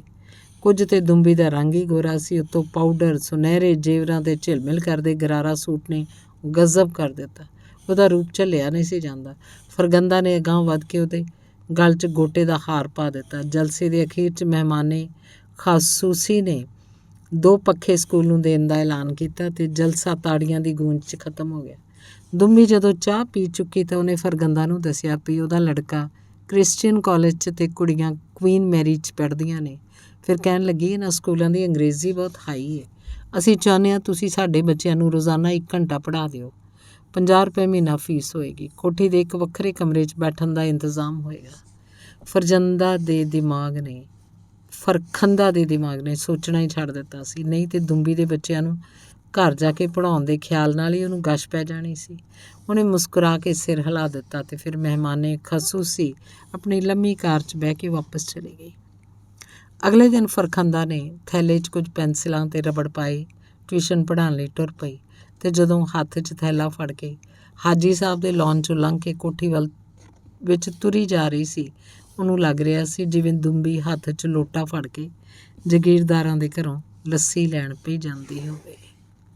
ਸਵਾਲ: ਰੱਬਾ ਤੇਰੀ ਧਰਤੀ ਉੱਤੇ ਜਿਹਨੇ ਪਹਿਲੀ ਖਿੱਚੀ ਲੀਕ, ਵੰਡੀ ਵਾਲੀ ਚੁੱਕੀ ਕੰਧ, ਤੂੰ ਵੀ ਉਹਨੂੰ ਡੱਕਿਆ ਨਹੀਂ, ਤੈਥੋਂ ਵੀ ਉਹ ਝੱਕਿਆ ਨਹੀਂ। ਬਾਬਾ ਨਜ਼ਮੀ। ਧੰਨਵਾਦ। ਫਰਜ਼ੰਦ ਅਲੀ ਦੀ ਕਹਾਣੀ ਹੈ। ਗੱਲ ਇੱਕ ਗੱਲ ਦੀ। ਸੋਹਣਾ ਸੋਹਣਾ ਹੀ ਹੁੰਦਾ ਹੈ। ਇਹ ਸੋਹਣਾ ਆਪਣਾ ਹੋਵੇ ਭਾਵੇਂ ਪਰਾਇਆ, ਮਨ ਖਿੱਚਵਾਂ ਤੇ ਦਿਲ ਖੁੱਭਵਾਂ ਜ਼ਰੂਰ ਹੁੰਦਾ ਹੈ। ਪਰ ਫੱਬ ਜਾਏ ਤਾਂ ਪੌਂ 12, ਜੇ ਨਾ ਫੱਬੇ ਤਾਂ 3 ਕਾਣੇ। ਉਹਨੇ ਥਾਣੇ ਦੀ ਪੱਕੀ ਕੰਧ ਨਾਲ ਧੁੱਪੇ ਬੈਠਿਆਂ ਸੋਚਿਆ। ਸੁੱਜੇ ਜੁੱਸੇ ਤੇ ਜ਼ਖਮਾਂ ਤੋਂ ਹੁੰਦੀ ਪੀੜ ਭੁੱਲ ਕੇ ਉਹਦੀ ਸੋਚ ਕਈ ਸਾਲ ਪਿਛਲੇ ਬੀਤੇ ਸਮੇਂ ਨੂੰ ਵੇਖਣ ਲੱਗ ਪਈ। ਉਸ ਸ਼ਾਮੀ ਘਰ ਵੜਦਿਆਂ ਆਖਿਆ ਸੀ, ਭਾਗਾਂ ਛੇਤੀ ਛੇਤੀ ਅੰਨ ਪਾਣੀ ਤੋਂ ਵਿਹਲੀ ਹੋ ਕੇ ਜ਼ਰੂਰੀ ਸਮਾਨ ਬੰਨ੍ਹ ਲਵੇਂ। ਉਹ ਨਾ ਹੋਵੇ ਛਿੱਤਰ ਪੌਲਾ ਇਕੱਠਾ ਕਰਕੇ ਭਾਰ ਬਣਾ ਲਵੇਂ। ਸਿਆਣੇ ਆਖਦੇ ਨੇ, ਹੌਲਾ ਭਾਰ ਤੇ ਸਾਥ ਦਾ ਮੋਹਰੀ। ਉਸ ਵੇਲੇ ਉਹਦੀ ਘਰਵਾਲੀ ਭਾਗਾਂ ਉਹਦੀ ਗੱਲ ਸੁਣ ਕੇ ਹੈਰਾਨ ਹੋਈ ਤੇ ਬੋਲੀ ਕਿ ਭੋਲੇ ਦੇ ਅੱਬਾ, ਸਾਡਾ ਇੱਥੇ ਗੁਜ਼ਾਰਾ ਨਹੀਂ ਹੋ ਸਕਦਾ। ਗੁਜ਼ਾਰੇ ਦੀ ਨਹੀਂ ਗੱਲ, ਕਰਮੂ ਸਮਝਾਇਆ। ਭਲੀਏ ਆਪਣੀ ਸ਼ੈ ਆਪਣੀ ਹੁੰਦੀ ਏ, ਬੇਗਾਨੀ ਸ਼ੈ ਬੇਗਾਨੀ। ਆਖੇ ਕਿਸੇ ਦਾ ਘਰ ਥੁੱਕਦਾ ਵੀ ਡਰ, ਆਪਣਾ ਘਰ ਭਾਵੇਂ ਹੱਗ ਹੱਗ ਭਰ। ਮੈਂ ਆਖਦੀਆਂ ਘਰ ਕਿਹੜੇ ਰੋਜ਼ ਰੋਜ਼ ਬਣਾਏ ਜਾਂਦੇ ਨੇ। ਭਾਗਾਂ ਤਰਲਾ ਮਾਰਿਆ ਸੀ। ਸਬਰ ਸ਼ੁਕਰ ਨਾਲ ਅੱਧੀ ਵੀ ਲੱਭ ਜਾਏ ਤੇ ਸੇਜ ਵਲਾਈਆਂ ਝੇੜ ਭਲਾ ਕੋਈ ਨਹੀਂ। ਵੇਖੇ ਨਾ ਅੜਿਆ, ਆਪਣੇ ਆਲਣੇ ਤੇ ਚਿੜੀਆਂ ਵੀ ਨਹੀਂ ਛੱਡਦੀਆਂ। ਸਾਡੇ ਫੇਰ ਇੱਥੇ ਵੱਡ ਵਡੇਰੇ ਰਹੇ ਨੇ, ਇੱਥੇ ਉਹਨਾਂ ਦੀਆਂ ਢੇਰੀਆਂ ਨੇ, ਕਿਹਨੂੰ ਛੱਡਾਂਗੇ। ਮੇਰੀ ਮਨ ਤੇ ਉਜਾੜਾ ਨਾ ਪਾ। ਜਦ ਅਸਾਂ ਕਰਕੇ ਹੀ ਖਾਣਾ, ਇੱਥੇ ਕੀ ਤੇ ਉੱਥੇ ਕੀ, ਐਵੇਂ ਕਮਲਾ ਨਾ ਬਣ। ਛੱਡ, ਝੱਲੀ ਨਾ ਹੋਵੇ। ਕਰਮੂ ਝਾੜ ਪਾਈ। ਸੱਚ ਸਿਆਣੇ ਆਖਦੇ ਨੇ, ਜਨਾਨੀਆਂ ਦੀ ਖੁਰੀ ਪਿੱਛੇ ਮੱਤ ਹੁੰਦੀ ਏ। ਅਖੇ ਵੱਡ ਵਡੇਰੇ ਦੀਆਂ ਕਬਰਾਂ ਇੱਥੇ ਨੇ। ਭਲਾ ਬੰਦਾ ਪੁੱਛੇ ਵੀ ਤੂੰ ਵਡੇਰਿਆਂ ਦੀਆਂ ਹੱਡੀਆਂ ਦਾ ਸੁਰਮਾ ਬਣਾਉਣਾ ਜਾਂ ਵਡੇਰੇ ਤੈਨੂੰ ਦਾਣੇ ਘੱਲਦੇ ਨੇ। ਅਖੇ 100 ਸਿਆਣੇ ਦੀ ਇੱਕੋ ਮੱਤ ਤੇ ਮੂਰਖ ਵੇਖੂ ਦੁੱਖ। ਤੈਨੂੰ ਸਮਝ ਨਹੀਂ ਆਉਂਦੀ। ਭਾਗਾਂ ਝਾੜ ਖਾ ਕੇ ਚੁੱਪ ਕਰ ਗਈ। ਉਹ ਜਾਣਦੀ ਸੀ ਆਪਣੀ ਆਈ ਤੇ ਆਇਆ ਕੁਝ ਨਹੀਂ ਸੋਚਦਾ। ਮਾਂ ਦੇ ਗੋਡੇ ਕੋਲ ਬੈਠੀ ਜ਼ੋਰਾਂ ਚਲੇ ਜਾਣ ਦਾ ਸੁਣ ਕੇ ਮਾਂ ਕੋਲੋਂ ਪੁੱਛਿਆ, ਬੇਬੇ ਤੂੰ ਆਖੇ ਤੇ ਮੈਂ ਭੱਜ ਕੇ ਸੁਰਿੰਦਰ ਕੌਰ ਕੋਲੋਂ ਗੁੱਡੀ ਲੈ ਆਵਾਂ, ਜਿਹੜੀ ਅੱਜ ਹੀ ਮੈਂ ਉਹਦੇ ਗੁੱਡੇ ਨਾਲ ਵਿਆਹੀ ਸੀ। ਮਾਂ ਆਪਣੇ ਖਿਆਲਾਂ 'ਚ ਚੁੱਪ ਸੀ। ਜ਼ੋਰਾਂ ਦੀ ਮਾਂ ਦੀ ਚੁੱਪ ਨੂੰ ਇਜਾਜ਼ਤ ਸਮਝ ਕੇ ਬੂਹਿਓਂ ਬਾਹਰ ਜਾਣ ਵਾਲੀ ਸੀ ਤੇ ਕਰਮੂ ਨੇ ਰੋਕਤਾ, ਕੁੜੇ ਇਸ ਵੇਲੇ ਕਿਧਰੇ ਬਾਹਰ ਨਾ ਜਾਈਂ, ਵੇਲਾ ਥੋੜ੍ਹਾ, ਚੱਲ ਆਪਣੀ ਮਾਂ ਨਾਲ ਮਿਲ ਕੇ ਚੱਲਣ ਦੀ ਤਿਆਰੀ ਕਰੋ। ਅੱਜ ਕਾਫਲੇ ਤੋਂ ਵਿਛੜ ਗਏ ਫਿਰ ਮੁਸ਼ਕਿਲ ਹੋ ਜਾਏਗੀ। ਉਹਦੀ ਆਵਾਜ਼ ਨਾਲ ਪਰਤ ਕੇ ਜ਼ੋਰਾਂ ਫਿਰ ਮਾਂ ਕੋਲ ਆ ਬੈਠੇ। ਮੰਜੀ ਤੇ ਪਿਓ ਦੇ ਕੋਲ ਬੈਠਾ 8-10 ਸਾਲਾਂ ਦਾ ਭੋਲਾ, ਜਿਹੜਾ ਹੁਣ ਤੀਕ ਸਾਰਿਆਂ ਦੀਆਂ ਗੱਲਾਂ ਚੁੱਪ ਕਰਕੇ ਸੁਣਦਾ ਪਿਆ ਸੀ, ਭੋਲੇ ਲਾਡ ਨਾਲ ਬਾਪੂ ਦੇ ਮੂੰਹ ਨੂੰ ਠੋਡੀਓਂ ਫੜ ਕੇ ਆਪਣੇ ਵੱਲ ਕੀਤਾ ਤੇ ਪੁੱਛਿਆ, ਅੱਬਾ ਇਹ ਸਾਡਾ ਘਰ ਨਹੀਂ? ਨਹੀਂ ਪੁੱਤਰ, ਕਰਮੂ ਉਹਦਾ ਮੂੰਹ ਚੁੰਮ ਕੇ ਦੱਸਿਆ ਵੀ ਇਹ ਸਾਡਾ ਘਰ ਤੇ ਉੱਧਰ ਏ, ਬੜਾ ਹੀ ਸੋਹਣਾ, ਬਿਲਕੁਲ ਸਾਹਿਬਾ ਦੇ ਬੰਗਲੇ ਵਰਗਾ। ਇਹ ਕਿਸੇ ਦਾ ਏ? ਕਰਮੂ ਨੇ ਜਵਾਬ ਦਿੱਤਾ। ਝੱਟ ਕੁ ਭੋਲਾ ਚੁੱਪ ਰਿਹਾ ਤੇ ਫਿਰ ਬੋਲਿਆ, ਅੱਬਾ ਸਾਡੇ ਮੁਰੱਬੇ ਦੀਆਂ ਬੇਰੀਆਂ ਤੇ ਉੱਥੇ ਵੀ ਹੋਣਗੀਆਂ ਜ਼ਰੂਰ ਹੋਣਗੀਆਂ। ਕਰਮੂ ਦਿਲਾਸਾ ਦਿੱਤਾ, ਨਾਲੇ ਬਹੁਤੀਆਂ ਵੀ। ਤੇ ਉਹਨਾਂ ਦੇ ਬੇਰ ਤੇ ਇੰਨੇ ਮਿੱਠੇ ਨਹੀਂ ਹੋਣੇ। ਭੋਲੇ ਸੱਚਮੁੱਚ ਬੇਰਾਂ ਦਾ ਸਵਾਦ ਲੈਣ ਦੇ ਅੰਦਾਜ਼ 'ਚ ਪੁੱਛਿਆ। ਬਿਲਕੁਲ ਸ਼ਹਿਦ ਵਰਗੇ ਮਿੱਠੇ ਹੋਣਗੇ, ਕਰਮੂ ਦੱਸਿਆ। ਸਾਰਾ ਕੁਝ ਹੀ ਆਪਣਾ ਹੋਏਗਾ, ਜਿੱਥੋਂ ਜੀਅ ਕਰੇ ਜਿੰਨੇ ਮਰਜ਼ੀ ਖਾਂਦਾ ਫਿਰੇ, ਤੇ ਕੋਈ ਹਟਕਣ ਹੋੜਨ ਵਾਲਾ ਨਹੀਂ। ਪਰ ਮੇਰੇ ਕਬੂਤਰ ਕਿਵੇਂ ਜਾਣਗੇ? ਭੋਲੇ ਫਿਕਰ ਨਾਲ ਆਖਿਆ, ਬਾਪੂ ਜਿਹੜਾ ਮੇਰਾ ਚੀਨਾ ਕਬੂਤਰ ਹੈ ਨਾ, ਬੜੀਆਂ ਉੱਚੀਆਂ ਉਡਾਰੀਆਂ ਮਾਰਦਾ, ਨਾਲੇ ਬਾਜ਼ੀਆਂ ਵੀ ਬਹੁਤ ਲਾਉਂਦਾ ਹੈ। ਉਹੀ ਜਿਹੜਾ ਮੇਰੇ ਯਾਰ ਪਾਲ ਸਿੰਘ ਮੈਨੂੰ ਵਿਸਾਖੀ ਵਾਲੇ ਦਿਨ ਦਿੱਤਾ ਸੀ। ਕਰਮੂ ਕੋਲੇ ਦਾ ਕੋਈ ਜਵਾਬ ਨਹੀਂ ਸੀ। ਫਿਰ ਉਹਨੂੰ ਉਰਾਂ ਪਰਾਂ ਦੀਆਂ ਮਾਰ ਕੇ ਤਸੱਲੀ ਦਿੰਦਿਆਂ ਆਖਿਆ, ਤੂੰ ਪੁੱਤਰ ਫਿਕਰ ਨਾ ਕਰ, ਕਬੂਤਰ ਤੇ ਚਿੜੀ ਜਨੌਰ ਬੜੇ ਸਿਆਣੇ ਹੁੰਦੇ ਆ, ਅਸੀਂ ਜਿੱਥੇ ਵੀ ਜਾਵਾਂਗੇ ਆਪੇ ਲੱਭ ਕੇ ਆ ਜਾਣਗੇ। ਇਹ ਆਪਣੇ ਮਾਲਕਾਂ ਨੂੰ ਸਿਆਣ ਲੈਂਦੇ ਆ। ਸੱਚ ਅੱਬਾ? ਭੋਲੇ ਨੇ ਖੁਸ਼ ਹੋ ਕੇ ਪਿਓ ਦੀ ਗੱਲ ਬਾਹਾਂ ਪਾ ਦਿੱਤੀਆਂ। ਉਹਨੂੰ ਯਾਦ ਆਇਆ ਕਿੰਜ ਉਹ 4 ਜੀ ਆਪਣੇ ਘਰੋਂ ਚੋਰਾਂ ਵਾਂਗ ਚੁੱਪਚਾਪ ਵੱਟ ਕੇ ਨਿਕਲੇ ਸੀ। ਪਿੰਡੋਂ ਲਹਿੰਦੇ ਪਾਸੇ 2 ਕੁ ਮੁਰੱਬਿਆਂ ਦੀ ਵਿੱਥ 'ਤੇ ਇੱਕ ਖੂਹ ਸੀ ਵਗਦਾ ਪਿਆ ਸੀ ਅਤੇ ਉਹ ਰੀ ਰੀ ਰੂ ਰੂ ਚੰਨ ਦੀ ਚਾਨਣੀ ਸੋਹਣੀ ਸੁਹਾਣੀ ਠੰਡ ਰਾਤ ਵੇਲੇ ਇੱਕ ਗਾਦੀ 'ਤੇ ਬੈਠਾ ਕੋਈ ਭੋਲੇ ਦਾ ਹਾਣੀ ਆਪਣੀ ਲੈ 'ਚ ਗਾ ਰਿਹਾ ਸੀ। ਮੇਰੀ ਜੁਗਨੀ ਦੇ ਧਾਗੇ 4 ਚੱਲੇ ਵਿਛੜ ਜਿਨ੍ਹਾਂ ਦੇ ਯਾਰ ਰੋਵਣ ਜ਼ਾਰੋ ਜ਼ਾਰ ਸਾਈ ਮੇਰੇ ਆ ਜੁਗਨੀ। ਪਤਾ ਨਹੀਂ ਭੋਲੇ ਦੇ ਦਿਲ ਨੂੰ ਕੀ ਖਿੱਚ ਪਈ ਜਵਾਬ ਦੇਣ ਲਈ ਬੋਲ ਪਿਆ, ਮੇਰੀ ਜੁਗਨੀ ਦੇ ਧਾਗੇ 33 ਸਾਡੀ ਸਾਂਝ ਦਿਲਾਂ ਦੀ ਖੇਤੀ ਜਿਉਂਦੇ ਰਹੇ ਮਿਲਾਂਗੇ ਛੇਤੀ ਉਹ ਸਾਈ ਮੇਰੇ ਆ ਜੁਗਨੀ। ਕਰਮੂ ਛੇਤੀ ਨਾਲ ਉਹਦੇ ਮੂੰਹ 'ਤੇ ਹੱਥ ਰੱਖ ਕੇ ਗੁੱਸੇ ਹੋਇਆ। ਉਹ ਚੁੱਪ ਕਰ ਝਾਂਬੜਾ, ਕਿਧਰੇ ਕੋਈ ਹੋਰ ਮੁਸੀਬਤ ਪਾਣਾ ਹੈ। ਭੋਲਾ ਉਹਦੇ ਝਿੜਕਣ ਨਾਲ ਤਰਬ ਕੇ ਚੁੱਪ ਕਰ ਗਿਆ। ਉਹਦੇ ਭਾਣੇ ਕੋਈ ਸੱਚਮੁੱਚ ਹੀ ਮੈਂ ਗਲਤ ਆਖ ਬੈਠਾ ਵਾਂ। 4 ਜਣੇ ਉਸ ਵੱਟ 'ਤੇ ਬੈਠੇ ਕਾਫਲੇ ਨੂੰ ਉਡੀਕ ਰਹੇ ਸੀ। ਕਰਮੂ ਇੱਕ ਅਖੀਰਲੀ ਨਜ਼ਰ ਪਿੰਡ ਵੱਲ ਮਾਰੀ। ਰਾਤ ਦੇ ਹਨੇਰੇ 'ਚ ਪਿੰਡ ਸਾਫ਼ ਨਹੀਂ ਸੀ ਦਿਸਦਾ। ਬਸ ਪਿੰਡ ਵਿੱਚ ਤੇ ਪਿੰਡ ਦੁਆਲੇ ਉੱਗੇ ਹੋਏ ਰੁੱਖਾਂ ਦਾ ਝੋਲਾ ਜਿਹਾ ਪੈਂਦਾ ਸੀ। ਨੀਵੀਂ ਪਾਈ ਜਿਵੇਂ ਆਖਦੇ ਹੁਣ, ਅੱਛਾ ਬੇਲੀਆ ਰੱਬ ਰਾਖਾ। ਕਰਮੂ ਘਬਰਾ ਕੇ ਦੂਜੇ ਪਾਸੇ ਮੂੰਹ ਕਰ ਲਿਆ। ਦੂਰ ਪਨਿਆਲ ਪਾਣੀ ਲਿਆਉਣ ਵਾਲਾ ਬੰਨੇ 'ਤੇ ਖਲੋਤਿਆਂ ਚੜ੍ਹਦੇ ਚੰਨ ਵੱਲ ਵੇਖ ਕੇ ਇੱਕ ਸੁਰ ਲਾਤੀ, ਚੜ੍ਹ ਚੜ੍ਹ ਚੰਨਾ ਤੂੰ ਚੜ੍ਹ ਕਰੀ ਰੁਸ਼ਨਾਈਆਂ, ਸੱਜਣ ਉੱਠ ਗੁਆਂਢੋਂ ਚੱਲੇ ਲੱਗਾ ਤੀਰ ਜੁਦਾਈਆਂ। ਭਾਗਾਂ ਦੀ ਹੌਲੀ ਜਿਹੀ ਬੁਸਕਣ ਦੀ ਆਵਾਜ਼ ਨਿਕਲੀ ਪਰ ਛੇਤੀ ਚੁੱਪ ਹੋ ਗਿਆ। ਉੱਧਰੋਂ ਕਾਫਲੇ ਦੇ ਆਵਣ ਦੀ ਭਿਣਕ ਵੀ ਕੰਨ ਪੈਣ ਲੱਗੀ ਸੀ ਅਤੇ ਕਰਮੂ ਕੁਝ ਖੁਸ਼ ਹੋਇਆ ਸੀ। ਕਾਫਲੇ ਆਉਂਦੇ ਦੇ ਨਾਲ ਹੀ ਰਲ ਕੇ ਟੁਰ ਪਏ। ਕਾਫਲੇ ਦੇ ਅੱਗੇ ਪਿੱਛੇ ਸੱਜੇ ਖੱਬੇ ਜਵਾਨ ਬੰਦੇ ਸਨ ਅਤੇ ਬੁੱਢੇ ਠੇਰੇ ਔਰਤਾਂ ਤੇ ਬੱਚੇ ਵਿਚਕਾਰ ਚੁੱਪਚਾਪ ਤੁਰੇ ਜਾ ਰਹੇ ਸਨ। ਸੈਂਕੜਿਆਂ ਦਾ ਜੱਥਾ ਚੋਰਾਂ ਵਾਂਗ ਬਿਨਾਂ ਖੁਰਾਕ ਕੀਤਿਆਂ ਪਹਿਲੀ ਵਾਰ ਵੇਖਿਆ ਸੀ। ਜਦ ਕੋਈ ਬਾਲ ਨਿਆਣਾ ਰੋ ਪਵੇ ਉਹਦੀ ਮਾਂ ਛੇਤੀ ਆਪਣੀ ਛਾਤੀ ਨਾਲ ਲਾ ਕੇ ਦੁੱਧ ਪਿਆਉਣ ਦਾ ਦਿਲਾਸਾ ਦੇ ਕੇ ਚੁੱਪ ਕਰਾ ਦੇਵੇ, ਪਰ ਬੁੱਢੇ ਖਾਂਗੜਾਂ ਦੀ ਖੰਘ ਰਾਤ ਦਾ ਸੀਨਾ ਚੀਰ ਜਾਵੇ ਅਤੇ ਸਾਰਾ ਕਾਫਲਾ ਖਾਮੋਸ਼ ਨਫ਼ਰਤ ਨਾਲ ਨਿੰਦਿਆ ਕਰੇ। ਅਚਨਚੇਤ ਇੱਕ ਲੋਟੂਆਂ ਦੇ ਟੋਲੇ ਨੇ ਕਾਫਲੇ ਨੂੰ ਘੇਰ ਮਾਰਨਾ ਕੁੱਟਣਾ ਲੁੱਟਣਾ ਸ਼ੁਰੂ ਕਰਤਾ। ਕਾਫਲੇ 'ਚ ਹਰ ਕਿਸੇ ਨੂੰ ਆਪਣੀ ਆਪਣੀ ਪੈ ਗਈ। ਕਈ ਮਾਰੇ ਗਏ, ਕਈ ਵੱਡੇ ਟੁੱਕੇ ਗਏ। ਕਾਫਲਾ ਖਿੱਲਰ ਪੁੱਲਰ ਗਿਆ। ਲੋਟੂਆਂ ਸਮਾਨ ਦੇ ਨਾਲ ਨਾਲ ਜਵਾਨ ਕੁੜੀਆਂ ਵੀ ਲੁੱਟੀਆਂ। ਜਿਸ ਕੁੜੀ ਲੁੱਟੇ ਜਾਣ ਤੋਂ ਇਨਕਾਰ ਕੀਤਾ ਉਹ ਆਪਣੇ ਸਕਿਆਂ ਦੇ ਸਾਹਮਣੇ ਹਮੇਸ਼ਾ ਲਈ ਢੇਰ ਕਰਤੀ ਗਈ। ਕਰਮੂ ਦੀ ਜੋਰਾਂ ਵੀ ਬਾਪ ਦੇ ਸਾਹਮਣੇ ਰੱਤੋ ਰੱਤ ਨਹਾ ਗਈ ਸੀ। ਫਿਰ ਰਹਿੰਦਾ ਖੂੰਦਾ ਕਾਫਲਾ ਚੁੱਪ ਚਾਂ ਦੀ ਥਾਂ ਰੋਂਦਾ ਚੀਕਦਾ ਮਿੱਥੀ ਹੋਈ ਲਕੀਰ ਟੱਪ ਆਇਆ ਸੀ। ਫੱਟ ਖਾ ਕੇ ਵੀ ਕਰਮੂ ਮਹਾਜਰ ਕੈਂਪ 'ਚ ਸ਼ੁਕਰ ਦੇ ਨਫਲ ਪੜੇ ਸਨ। ਆਪਣੀ ਧਰਤੀ ਨੂੰ ਚੁੰਮਿਆ, ਇੱਥੋਂ ਦੀ ਹਵਾ 'ਚ ਲੰਮੇ ਲੰਮੇ ਸਾਹ ਲਏ। ਉਹਦੀ ਸੁਆਣੀ ਭਾਂਗਾ ਵੈਣ ਛੋਏ ਸਨ। ਕਈ ਹੋਰ ਮਾਵਾਂ ਵੀ ਰੋਈਆਂ, ਕਈ ਯਤੀਮ ਉਦਾਸ, ਕਈ ਸੁਹਾਗਣਾ ਬੇਵਾ, ਕਈ ਗੱਭਰੂ ਸ਼ਰਮਸਾਰ ਸਨ। ਸਾਹਮਣੇ ਕਈ ਮਹਿਲਾਂ 'ਚ ਰੰਗ ਸਨ, ਖੁਸ਼ੀਆਂ ਸਨ, ਖੇਡ ਤਮਾਸ਼ੇ ਸਨ। ਮਹਾਜਰ ਕੈਂਪ 'ਚ ਕਰਮੂ ਵੀ ਆਪਣਾ ਨਾਂ ਲਿਖਵਾਇਆ। ਉਦੋਂ ਆਪਣੇ ਆਪ ਨੂੰ ਸੱਚਮੁੱਚ ਕਰਮਦੀਨ ਸਮਝ ਰਿਹਾ ਸੀ। ਫਿਰ ਇੱਕ ਦਿਨ ਉਹ ਮਹਾਜਰ ਕੈਂਪ ਵੀ ਉੱਜੜ ਗਿਆ। ਮੁਹਾਜਰਾਂ ਨੂੰ ਆਰਜ਼ੀ ਅਲਾਟਮੈਂਟ ਦੇ ਕੇ ਵੱਖੋ ਵੱਖ ਥਾਵਾਂ 'ਤੇ ਖਪਾਇਆ ਗਿਆ। ਕਰਮਦੀਨ ਨੂੰ ਇੱਕ ਦੂਰ ਦੁਰਾਡੇ ਪਿੰਡ 'ਚ ਕੁਝ ਸਰਕਾਰੀ ਜ਼ਮੀਨ ਵਾਹੀ ਵਾਸਤੇ ਆਰਜ਼ੀ ਅਲਾਟ ਹੋਈ। ਜ਼ਮੀਨ ਵੀ ਜੰਗਲ ਹੀ ਜੰਗਲ ਸੀ, ਉੱਚੀ ਨੀਵੀਂ, ਟੋਏ ਟਿੱਬੇ, ਝਾੜੀ ਬੂਟੇ ਸੱਪਾਂ ਵਾਂਗ। ਕਰਮਦੀਨ ਨੇ ਬੜੀ ਖੇਚਲ ਨਾਲ ਭੋਏ ਬੀਜਣ ਦੇ ਕਾਬਲ ਬਣਾਈ, ਸਿਰ ਤੋੜ ਮਿਹਨਤ ਨਾਲ ਵਸਣ ਦਾ ਮੂੰਹ ਸਿਰ ਬਣਾਇਆ। ਕੁਝ ਵੇਲਾ ਲੰਘ ਗਿਆ, ਪਰ ਵੇਲੇ ਦੇ ਨਾਲ ਜਿੱਥੇ ਭੋਲਾ ਜਵਾਨ ਹੋਇਆ ਉੱਥੇ ਭਾਗਾਂ ਵੀ ਹੋਰ ਉਦਾਸ ਹੁੰਦੀ ਗਈ। ਮੂੰਹ 'ਤੇ ਚੁੱਪ, ਚਿਹਰੇ 'ਤੇ ਝੁਰੀਆਂ ਉਦਾਸੀਆਂ, ਰੂਹ 'ਚ ਅੱਗ। ਇੱਕ ਦਿਨ ਉਹ ਰੋਟੀ ਲੈ ਕੇ ਖੇਤਾਂ 'ਤੇ ਗਈ ਜਿੱਥੇ ਕਰਮਦੀਨ ਤੇ ਭੋਲਾ ਕੰਮ ਕਰ ਰਹੇ ਸਨ। ਬੇਰੀ ਦੀ ਛਾਵੇਂ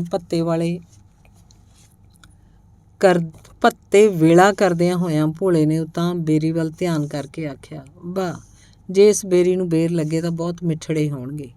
ਭੋਲੇ ਦੀ ਗੱਲ ਸੁਣ ਕੇ ਉਹਦੀ ਮਾਂ ਦੇ 2 ਅੱਥਰੂ ਡਿੱਗ ਪਏ, ਜਿਹੜੇ ਉਸ ਮੈਲੀ ਤੇ ਪਾਟੀ ਚਾਦਰ ਨਾਲ ਪੂੰਝ ਕੇ ਸਾਫ਼ ਕੀਤੇ। ਤੇ ਕਰਮਦੀਨ ਹੌਲੀ ਜਿਹੀ ਬੋਲਿਆ, ਆਖਰ ਤੇ ਬੰਦਾ ਆਸ 'ਤੇ ਹੀ ਜਿਉਂਦਾ ਹੈ, ਸਾਰੀ ਦੁਨੀਆ ਉਮੀਦ 'ਤੇ ਹੀ ਕਾਇਮ ਹੈ। ਫਿਰ ਕਿੰਨਾ ਚਿਰ ਹੀ ਸਾਰੇ ਚੁੱਪ ਰਹੇ। ਜੰਗ ਦੇ ਦਿਨਾਂ 'ਚ ਭੋਲਾ ਵੀ ਜੰਗ 'ਚ ਸ਼ਾਮਲ ਹੋ ਗਿਆ। ਉਹਦੀ ਮਾਂ ਨੇ ਬੜਾ ਸਮਝਾਇਆ, ਕਾਕਾ ਤੂੰ ਨਹੀਂ ਜਾਣਦਾ ਜੰਗ ਕਾਹਦੇ ਵਾਸਤੇ ਲੜੀ ਜਾਂਦੀ ਹੈ। ਜਦ ਕੋਈ ਵੈਰੀ ਲਲਕਾਰੇ ਤੇ ਫਿਰ ਲੁਕਣਾ ਨਹੀਂ ਚਾਹੀਦਾ। ਇਹ ਖੌਰੇ ਉਹਦੀ ਅੰਦਰਲੀ ਕਿਹੜੀ ਅੱਗ ਸੀ। ਫਿਜ਼ਾ 'ਚ ਤੋਪਾਂ ਤੇ ਗੋਲਿਆਂ ਦੀ ਠਾਹ ਠਾਹ ਦੇ ਨਾਲ ਨਾਲ ਮੇਰਿਆ ਢੋਲ ਸਿਪਾਹੀਆ ਤੈਨੂੰ ਰੱਬ ਦੀਆਂ ਰੱਖਾਂ ਵਾਲੇ ਗੀਤ ਉੱਭਰੇ।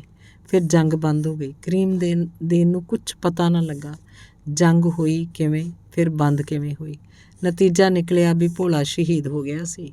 ਭੋਲੇ ਦੀ ਮਾਂ ਦੇ ਅੱਥਰੂ ਵੀ ਮੁੱਕ ਗਏ ਸਨ। ਭੋਲੇ ਦੀ ਮੌਤ 'ਤੇ ਬਿਲਕੁਲ ਨਹੀਂ ਰੋਈ।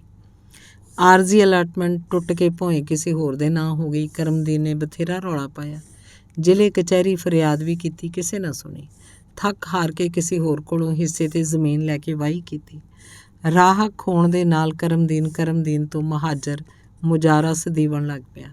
ਮਹਾਜਰ ਮੁਜਾਰਾ ਮਿਹਨਤੀ ਸੀ, ਇਸੇ ਕਰਕੇ ਪਿੰਡ ਦੇ ਚੌਧਰੀ ਆਪਣੀ ਕੱਲਰ ਜ਼ਮੀਨ ਵਾਹੁਣ ਵਾਸਤੇ ਦੇ ਦਿੱਤੀ। ਮਹਾਜਰ ਮੁਜਾਰਾ ਉੱਥੇ ਹੀ ਦਿਲ ਲਾ ਕੇ ਮਿਹਨਤ ਕਰਦਾ ਰਿਹਾ। ਭੋਏ ਆਬਾਦ ਹੋਈ, ਨਾਲ ਹੀ ਫਸਲਾਂ ਦੇ ਭਾਅ ਵੱਧਦੇ ਰਹੇ, ਤਰੱਕੀ ਹੋਈ। ਚੌਧਰੀ ਟਰੈਕਟਰ ਲੈ ਆਂਦਾ, ਮਹਾਜਰ ਮੁਜਾਰਾ ਵਿਹਲਾ ਹੋ ਗਿਆ। ਮਹਾਜਰ ਮੁਜਾਰਾ ਜਿਹੜਾ ਹੁਣ ਤੀਕ ਚੁੱਪ ਸੀ, ਇੱਕੋ ਭਾਂਬੜ ਬਣ ਗਿਆ। ਉਸ ਚੌਧਰੀ ਨੂੰ ਆਖਿਆ, ਉਹ ਦਿਨ ਗਏ ਜਦ ਚੌਧਰੀ ਆਪਣੇ ਢਿੱਡ 'ਤੇ ਹੱਥ ਮਾਰਦੇ ਹੁੰਦੇ ਸੀ। ਹੁਣ ਤੇ ਹਕੂਮਤ ਏ ਵੰਡ ਖਾਣ ਦੀ, ਤੂੰ ਮੈਨੂੰ ਭੋਏ ਤੋਂ ਬੇਦਖਲ ਨਹੀਂ ਕਰ ਸਕਦਾ। ਕਰਮੂ ਭੋਏ 'ਤੇ ਕਬਜ਼ਾ ਕਰ ਲਿਆ ਸੀ। ਚੌਧਰੀ ਕਬਜ਼ੇ ਦਾ ਨਾਂ ਸੁਣ ਕੇ ਪਹਿਲੇ ਤੇ ਮੁਹਾਜਰ ਦੀ ਬੇਵਕੂਫੀ 'ਤੇ ਹੱਸਿਆ, ਫਿਰ ਗੁੱਸੇ ਨਾਲ ਬੋਲਿਆ, ਅੱਛਾ ਕਰਮਾ ਮਾਰਿਆ ਕਰਮੂ, ਤੈਨੂੰ ਤੇ ਤੇਰੀ ਹਕੂਮਤ ਨੂੰ ਕੁਝ ਵਿਖਾਣਾ ਹੀ ਪਏਗਾ। ਚੌਧਰੀ ਨੇ ਮੁਹਾਜਰ 'ਤੇ ਕੇਸ ਕਰ ਦਿੱਤਾ, ਜਿਹਦੇ 'ਚ ਦਾਅਵਾ ਕੀਤਾ ਕਿ ਮੇਰੇ ਮੁਜਾਰੇ ਮੈਨੂੰ 2 ਸਾਲ ਤੋਂ ਹਿੱਸਾ ਨਹੀਂ ਦਿੱਤਾ। ਅਦਾਲਤ ਮੁਜਾਰੇ ਨੂੰ ਸੱਦ ਕੇ ਪੁੱਛਿਆ, ਤੂੰ ਹਿੱਸਾ ਕਿਉਂ ਨਹੀਂ ਦਿੱਤਾ? ਮੁਜਾਰੇ ਜਵਾਬ 'ਚ ਆਖਿਆ, ਸਰਕਾਰ ਮੈਂ ਤੇ ਹਿੱਸਾ ਦਿੰਦਾ ਰਿਹਾ ਵਾਂ। ਅਦਾਲਤ ਰਸੀਦ ਪੁੱਛੀ ਤੇ ਰਸੀਦ ਤੇ ਸਾਰੇ ਪਿੰਡ 'ਚ ਕੋਈ ਲੈਂਦਾ ਦਿੰਦਾ ਨਹੀਂ। ਕਰਮੂ ਵਜ਼ਾਹਤ ਕੀਤੀ, ਫਿਰ ਗਵਾਹ ਲਿਆ। ਅਦਾਲਤ ਹੁਕਮ ਦਿੱਤਾ, ਮੁਹਾਜਰ ਦੇ ਨਾਲ ਕੋਈ ਗਵਾਹ ਨਾ ਗਿਆ। ਉਲਟੀ ਅਦਾਲਤੀ ਹੁਕਮ ਨਾਲ ਘਰ ਦੀ ਕੁਰਕੀ ਹੋ ਗਈ। ਘਰ ਦੀ ਕੁਰਕੀ 'ਤੇ ਭਾਗਾਂ ਰੋਈ, ਪਿੱਟੀ, ਨਾਲ ਹੀ ਗਸ਼ ਖਾ ਕੇ ਡਿੱਗੀ ਤੇ ਫੇਰ ਨਾ ਉੱਠੇ। ਕਰਮੂ ਹਾਲੇ ਜਿਉਂਦਾ ਸੀ, ਪਰ ਪਤਾ ਨਹੀਂ ਕਿਉਂ ਪਿੰਡੋਂ ਨਿਕਲ ਕੇ ਬਣਦੀ ਹੋਈ ਇੱਕ ਨਵੀਂ ਬਿਲਡਿੰਗ 'ਚ ਚੌਕੀਦਾਰ ਹੋ ਗਿਆ। ਰਾਤ ਦਿਨ ਦਾ ਚੌਕੀਦਾਰ। ਬਿਲਡਿੰਗ ਦਾ ਸਰੀਆ ਚੋਰੀ ਹੋ ਗਿਆ ਤੇ ਸ਼ੱਕ ਕਰਮੂ 'ਤੇ। ਬਿਲਡਿੰਗ ਦੇ ਮਾਲਕਾਂ ਮਾਰਿਆ ਕੁੱਟਿਆ, ਥਾਣੇ ਦੇ ਦਿੱਤਾ ਕਰਮੂ। ਥਾਣੇਦਾਰ ਕਰਮੂ ਦੀ ਸ਼ਕਲ ਵੇਖ ਕੇ ਆਖਿਆ, ਪੱਕਾ ਚੋਰ ਲੱਗਦਾ ਹੈ। ਕਰਮੂ ਹੱਥ ਜੋੜ ਕੇ ਆਖਿਆ, ਮੋਤੀਆਂ ਵਾਲਿਆ, ਮੈਨੂੰ ਤੇ ਕੁਝ ਵੀ ਪਤਾ ਹੀ ਨਹੀਂ ਲੱਗਦਾ, ਕਿਹੜਾ ਮਾਲਕ ਏ ਕਿਹੜਾ ਮੁਲਾਜ਼ਮ ਏ। ਆਪੇ ਸਰੀਆ ਲੈ ਜਾਂਦੇ ਸਨ, ਆਪੇ ਰੱਖ ਲੈਂਦੇ ਸਨ।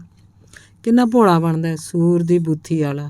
ਥਾਣੇਦਾਰ ਚਾਂਟਾ ਮਾਰਿਆ, ਫਿਰ ਠੁੱਡੇ ਮਾਰ ਕੇ ਡਾਂਗਾਂ ਵੀ ਮਾਰੀਆਂ ਤੇ ਪੁੱਛਿਆ, ਬਾਕੀ ਦੇ ਸਾਥੀ ਕਿੱਥੇ ਨੇ? ਨਹੀਂ ਤੇ ਤੈਨੂੰ ਮਾਰ ਦਿਆਂਗਾ। ਨਾ ਹੋਵੇ ਤੇ ਕੁਝ ਬਕਦਾ ਹੀ ਨਹੀਂ। ਕਰਮੂ ਚੁੱਪ ਵੱਟ ਲਈ। ਥਾਣੇਦਾਰ ਨੂੰ ਸਾਹ ਚੜ੍ਹਿਆ ਸੀ। ਉਸ ਇੱਕ ਸਿਪਾਹੀ ਨੂੰ ਆ ਗਿਆ, ਫੜ ਓਏ ਇਸ ਕੰਜਰ ਨੂੰ, ਬਿਠਾ ਜਰਾ ਧੁੱਪੇ ਕੰਧ ਨਾਲ, ਇਹਦੀ ਅਕਲ ਟਿਕਾਣੇ ਆਵੇ, ਫਿਰ ਪੁੱਛਣਾ ਵਾ। ਤੇ ਮੋਟੀ ਸਾਰੀ ਗਾਲ ਕੱਢ ਕੇ, ਭਲਾ ਇਸੇ ਬੇਗੈਰਤ ਨੂੰ ਕਿਹਨੇ ਆਖਿਆ ਸੀ ਇੱਧਰ ਆਵੇ? ਇਹਦੇ ਕੋਲੋਂ ਉੱਧਰ ਨਹੀਂ ਸੀ ਚੋਰੀਆਂ ਕੀਤੀਆਂ ਜਾਂਦੀਆਂ। ਚੋਰ ਦਾ ਪੁੱਤਰ। ਥਾਣੇਦਾਰ ਦੇ ਜੋ ਮੂੰਹ ਆਇਆ ਵਗ ਗਿਆ। ਇਹਨੇ ਸੋਚਿਆ ਹੋਣਾ, ਚੱਲਨੇ ਆ ਭੋਲਿਆਂ ਲੋਕਾਂ ਦੇ ਦੇਸ਼, ਵਾਹਵਾ ਟੰਡੂ ਅੜਿਆ ਰਹੇਗਾ। ਪਰ ਮੈਂ ਤੇ ਇਹਦੇ ਕੋਲੋਂ ਅਗਲਾ ਪਿਛਲਾ ਖਾਧਾ ਪੀਤਾ ਸਭ ਹਿਸਾਬ ਲੈ ਕੇ ਛੱਡਾਂਗਾ। ਥਾਣੇਦਾਰ ਦਾ ਜੁੱਸਾ ਗੁੱਸੇ ਨਾਲ ਵੱਸ 'ਚ ਨਹੀਂ ਸੀ। ਫੁੱਲੀ ਹੋਈ ਗੋਗੜ ਤੋਂ ਖਿਸਕਦੀ ਪੈਂਟ ਨੂੰ ਉਹਨੇ ਖਿੱਚ ਕੇ ਉਤਾਂਹ ਕੀਤਾ। ਥਾਣੇਦਾਰ ਦਾ ਹੁਕਮ ਸੁਣ ਸਿਪਾਹੀ ਜ਼ਖਮੀ ਕਰਮਦੀਨ ਨੂੰ ਲੱਤੋਂ ਫੜ ਕੇ ਧਰੀਕਦਿਆਂ ਹੋਇਆਂ ਧੁੱਪੇ ਕੰਧ ਨਾਲ ਲਿਆ ਸੁੱਟਿਆ ਸੀ, ਜਿਵੇਂ ਕਮੇਟੀ ਵਾਲੇ ਬੇਦਰਦੀ ਨਾਲ ਮੋਏ ਕੁੱਤੇ ਸੁੱਟ ਦਿੰਦੇ ਨੇ। ਕਰਮਦੀਨ ਕੋਲ ਹੁਣ ਨਾ ਕਰਮ ਸੀ ਨਾ ਦੀਨ, ਬਸ ਗੁਜ਼ਰੇ ਵਕਤ ਦਾ ਖਿਆਲ। ਉਹ ਵੀ ਅੱਗੋਂ ਮੁੱਕ ਗਿਆ। ਉਸ ਜ਼ਮੀਨ ਖੋਤਰਦਿਆਂ ਇੱਕ ਲੰਮਾ ਸਾਹ ਲਿਆ। ਉਹਦੇ ਕੰਨਾਂ 'ਚ ਬੂਟਾਂ ਦੇ ਠੱਪ ਦੀ ਆਵਾਜ਼ ਨੇੜੇ ਪਈ ਆਉਂਦੀ ਮਾਲੂਮ ਹੋਈ। ਨਵੀਂ ਇਸਤਰੀ ਹੋਈ ਵਰਦੀ ਦੀ ਸਰਸਰਾਹਟ ਉੱਕਾ ਹੀ ਨੇੜੇ ਸੁਣ ਕੇ ਉਹਨੂੰ ਇੱਕ ਕੰਬਣੀ ਜਿਹੀ ਆਈ। ਉਸ ਘਬਰਾ ਕੇ ਉਤਾਂਹ ਅਸਮਾਨ ਵੱਲ ਖੁਦਾ ਨੂੰ ਵੇਖਿਆ। ਉੱਥੇ ਉਹਨੂੰ ਖੁਦਾ ਤੇ ਨਜ਼ਰ ਨਾ ਆਇਆ, ਪਰ ਉੱਥੇ ਇੱਕ ਚਿੱਟਾ ਕਬੂਤਰ ਚੀਨਾ, ਨਿਰਾ ਪੁਰਾ ਜੌਂ ਸਿਰਾ, ਵਿਸਾਖੀ ਦੇ ਮੇਲੇ ਵਰਗਾ, ਪੁੱਠੀਆਂ ਸਿੱਧੀਆਂ ਬਾਜ਼ੀਆਂ ਲਾ ਰਿਹਾ ਸੀ। ਧੰਨਵਾਦ। ਮਹੀਪ ਸਿੰਘ ਦੀ ਕਹਾਣੀ ਹੈ ਦਿੱਲੀ ਕਿੱਥੇ ਹੈ। ਲਾਹੌਰ ਦੀਆਂ ਸੜਕਾਂ 'ਤੇ ਘੁੰਮਣਾ ਵੀ ਅਜੀਬ ਅਨੁਭਵ ਹੈ। ਬੰਦਾ ਇਕੱਲਾ ਹੋਏ ਤਾਂ ਅਨੁਭਵ ਹੋਰ ਵੀ ਮਜ਼ੇਦਾਰ ਹੋ ਜਾਂਦਾ ਹੈ। ਆਪਣੇ ਹੋਟਲ 'ਚੋਂ ਨਿਕਲ ਕੇ ਮੈਂ ਮਾਲ ਰੋਡ ਦੀ ਫੁੱਟਪਾਥ 'ਤੇ ਪੈਦਲ ਹੀ ਟੁਰ ਪਿਆ ਸੀ। ਦਿੱਲੀ ਆਉਣ ਦੀ ਵਾਪਸ ਸੌਣ ਦੀ ਫਲਾਈਟ ਸ਼ਾਮ ਦੇ 5 ਵਜੇ ਦੀ ਸੀ। ਵਿਚਕਾਰ 3-4 ਘੰਟਿਆਂ ਦਾ ਸਮਾਂ ਗੁਜ਼ਾਰਨਾ ਸੀ। ਪਿੱਛੋਂ ਆਵਾਜ਼ ਆਈ, ਸਰਦਾਰ ਜੀ ਸਤਿ ਸ੍ਰੀ ਅਕਾਲ। ਮੈਂ ਦੇਖਿਆ 2 ਸਾਈਕਲਾਂ 'ਤੇ 4 ਮੁੰਡੇ ਮੇਰੇ ਕੋਲੋਂ ਲੰਘ ਰਹੇ ਸੀ। ਹੱਥ ਲਾਉਂਦੇ ਬੜੇ ਖੁਸ਼ ਦਿਖਾਈ ਦੇ ਰਹੇ ਸੀ। ਮੈਂ ਮੁਸਕਰਾ ਕੇ ਜਵਾਬ ਵਿੱਚ ਆਪਣਾ ਹੱਥ ਲਾਇਆ। ਉਹਨਾਂ ਸਾਈਕਲਾਂ ਦੀ ਚਾਲ ਹੌਲੀ ਕਰਤੀ। ਉਹਨਾਂ 'ਚੋਂ ਇੱਕ ਬੋਲਿਆ, ਪਾਕਿਸਤਾਨ ਕਿਹੋ ਜਿਹਾ ਲੱਗਿਆ? ਮੈਂ ਕਿਹਾ, ਬੜਾ ਚੰਗਾ, ਬੜਾ ਸੋਹਣਾ ਤੇ ਨਿੱਘਾ। ਮੇਰੀ ਗੱਲ ਸੁਣ ਕੇ ਉਹਨਾਂ ਦੇ ਚਿਹਰੇ ਖਿੜ ਗਏ। ਇਹ ਪਾਕਿਸਤਾਨ ਦੀ ਉਹ ਪੀੜ੍ਹੀ ਸੀ ਜਿਹਨੇ ਭਾਰਤ ਦੇ ਨਾਂ 'ਤੇ ਜੰਗ, ਨਫ਼ਰਤ ਤੇ ਖਿੱਚੋਤਾਣ ਹੀ ਸੁਣਿਆ ਸੀ, ਜਿਹਨੇ ਹਿੰਦੀ ਫਿਲਮਾਂ ਤੇ ਉਹਨਾਂ 'ਚ ਕੰਮ ਕਰਨ ਵਾਲੇ ਕਲਾਕਾਰਾਂ ਦਾ ਨਾਂ ਹੀ ਸੁਣਿਆ ਸੀ। ਮੈਂ ਤੁਰਦਾ ਤੁਰਦਾ ਪੰਜਾਬ ਅਸੈਂਬਲੀ ਭਵਨ ਤੱਕ ਪੁੱਜ ਗਿਆ। ਇਸ ਵਿਚਕਾਰ ਮੈਨੂੰ ਰਸਤੇ 'ਚ ਬੜੇ ਲੋਕ ਮਿਲ ਚੁੱਕੇ ਸੀ। ਵੱਡੀ ਉਮਰ ਦੇ ਬੰਦਿਆਂ ਨੇ ਮੈਨੂੰ ਬਹੁਤ ਸੰਕੋਚ ਨਾਲ ਦੇਖਿਆ ਸੀ। ਔਰਤਾਂ ਨੇ ਆਪਣੇ ਦੁਪੱਟਿਆਂ 'ਚੋਂ ਤੱਕਿਆ ਸੀ, ਮੁਸਕਰਾਈਆਂ ਸਨ, ਫਿਰ ਆਪਸ 'ਚ ਗੱਲਾਂ ਕਰਨ ਲੱਗ ਪਈਆਂ। ਗੱਭਰੂ ਜਵਾਨ ਮੁੰਡਿਆਂ ਨੇ ਮੈਨੂੰ ਘੇਰ ਲਿਆ ਸੀ। ਪਾਕਿਸਤਾਨ ਦੀ ਇਸ ਯਾਤਰਾ 'ਚ ਮੈਨੂੰ ਲੱਗਾ ਉੱਥੇ ਹਰ ਜਵਾਨ ਮੁੰਡੇ ਦੇ ਦਿਲ 'ਚ ਦਿੱਲੀ ਬੰਬਈ ਦੇਖਣ ਦੀ ਬੜੀ ਚਾਹਤ ਹੈ, ਉਂਝ ਹੀ ਜਿਵੇਂ ਸਾਡੇ ਨੌਜਵਾਨਾਂ 'ਚ ਲੰਡਨ, ਪੈਰਿਸ ਜਾਂ ਨਿਊਯਾਰਕ ਵੇਖਣ ਦੀ ਚਾਹਤ ਹੈ। ਕੱਲ੍ਹ ਜਦੋਂ ਮੈਂ ਅਨਾਰਕਲੀ ਤੋਂ ਆਪਣੇ ਹੋਟਲ ਵਾਪਸ ਆਇਆ ਸੀ, ਸਕੂਟਰ ਵਾਲਾ ਮੈਥੋਂ ਭਾੜਾ ਨਹੀਂ ਸੀ ਲੈ ਰਿਹਾ ਅਤੇ ਮੈਂ ਭਾੜਾ ਦੇਣ ਦੀ ਲਗਾਤਾਰ ਜ਼ਿੱਦ ਕਰ ਰਿਹਾ ਸੀ। ਬੋਲਿਆ, ਦੇਖੋ ਜੀ, ਮੈਂ ਜਨਾਬ ਤੋਂ ਪੈਸੇ ਤਾਂ ਨਹੀਂ ਲਵਾਂਗਾ, ਪਰ ਇਸ ਬਦਲੇ 'ਚ ਤੁਸੀਂ ਮੇਰਾ ਇੱਕ ਕੰਮ ਕਰ ਦਿਓ। ਮੈਂ ਕਿਹਾ, ਦੱਸੋ, ਮੈਂ ਤੁਹਾਡਾ ਕੀ ਕੰਮ ਕਰ ਸਕਦਾ? ਉਹਦੀਆਂ ਅੱਖਾਂ 'ਚ ਬੇਹੱਦ ਬੇਨਤੀ ਝਲਕ ਰਹੀ ਸੀ। ਦੇਖੋ ਜਨਾਬ, ਤੁਹਾਡੇ ਘਰ 'ਚ ਕਿਸੇ ਬੱਚੇ ਬੱਚੀ ਦੀ ਸ਼ਾਦੀ ਹੋਵੇ ਤਾਂ ਦਾਵਤਨਾਮੇ ਦਾ ਇੱਕ ਕਾਰਡ ਮੈਨੂੰ ਵੀ ਭਿਜਵਾ ਦੇਣਾ। ਮੈਂ ਉਹਦਾ ਭਾਵ ਨਹੀਂ ਸਮਝ ਸਕਿਆ। ਉਸ ਕਿਹਾ, ਹਜ਼ੂਰ, ਮੈਂ ਜ਼ਬਰਦਸਤੀ ਤੁਹਾਡਾ ਮਹਿਮਾਨ ਨਹੀਂ ਬਣਾਂਗਾ। ਮੈਂ ਤੁਹਾਡੇ ਦਾਵਤਨਾਮੇ ਦੀ ਬਿਨਾਂ ਤੇ ਇੰਡੀਅਨ ਹਾਈ ਕਮਿਸ਼ਨ ਤੋਂ ਵੀਜ਼ਾ ਲੈ ਲਵਾਂਗਾ। ਦਿੱਲੀ ਬੰਬਈ ਦੇਖਣ ਦੀ ਮੇਰੀ ਬੜੀ ਤਮੰਨਾ ਹੈ। ਯਕੀਨ ਕਰੋ, ਮੈਂ ਤੁਹਾਨੂੰ ਕਿਸੇ ਤਰ੍ਹਾਂ ਦੀ ਤਕਲੀਫ ਨਹੀਂ ਦੇਵਾਂਗਾ। ਮੈਂ ਉਹਦਾ ਹੱਥ ਦਬਾਇਆ, ਆਪਣਾ ਪਤਾ ਵੀ ਉਹਨੂੰ ਦਿੱਤਾ, ਉਹਦਾ ਪਤਾ ਵੀ ਲੈ ਲਿਆ, ਉਹਨੂੰ ਭਰੋਸਾ ਵੀ ਦਵਾਇਆ ਕਿ ਮੇਰੇ ਘਰ ਜਦੋਂ ਵੀ ਕੋਈ ਸ਼ਾਦੀ ਹੋਏਗੀ ਮੈਂ ਉਹਨੂੰ ਜ਼ਰੂਰ ਦਾਵਤਨਾਮਾ ਦੇਵਾਂਗਾ। ਅਸੈਂਬਲੀ ਭਵਨ ਦੇ ਨੇੜੇ ਪੁੱਜ ਕੇ ਸੋਚਿਆ, ਹੁਣ ਕਰਾਂ ਕੀ? ਦੁਪਹਿਰ ਦਾ 1 ਵਜਿਆ ਸੀ। ਹੋਟਲ ਮੈਂ 4 ਵਜੇ ਪਰਤਣਾ ਸੀ। ਮੈਂ ਦੁਕਾਨ 'ਚ ਜਾ ਕੇ ਚੀਜ਼ਾਂ ਵੇਖਣ ਲੱਗ ਪਿਆ। ਲੈਣਾ ਮੈਂ ਕੁਛ ਨਹੀਂ ਸੀ, ਕਿਉਂਕਿ ਗੁਜ਼ਰੀ ਸ਼ਾਮ ਅਨਾਰਕਲੀ ਤੋਂ ਮੈਂ ਬੜਾ ਕੁਝ ਖਰੀਦ ਚੁੱਕਾ ਸੀ। ਦੁਕਾਨਦਾਰ ਬੜੇ ਪਿਆਰ ਨਾਲ ਮੈਨੂੰ ਚੀਜ਼ਾਂ ਵਿਖਾ ਰਹੇ ਸਨ, ਪਰ ਅਨਾਰਕਲੀ ਤੋਂ ਇੱਥੇ ਦਾ ਬਾਜ਼ਾਰ ਕਾਫੀ ਮਹਿੰਗਾ ਸੀ। ਉਂਝ ਹੀ ਜਿਵੇਂ ਦਿੱਲੀ 'ਚ ਕਰੋਲ ਬਾਗ ਤੇ ਕਨਾਟ ਪਲੇਸ ਦੀਆਂ ਕੀਮਤਾਂ ਦਾ ਫਰਕ ਸਾਫ਼ ਦਿਸਦਾ ਹੈ। ਫੁੱਟਪਾਥ 'ਤੇ ਕੋਲਡ ਡਰਿੰਕ ਵਾਲਿਆਂ ਦੀਆਂ ਰੇਹੜੀਆਂ ਲੱਗੀਆਂ ਸਨ।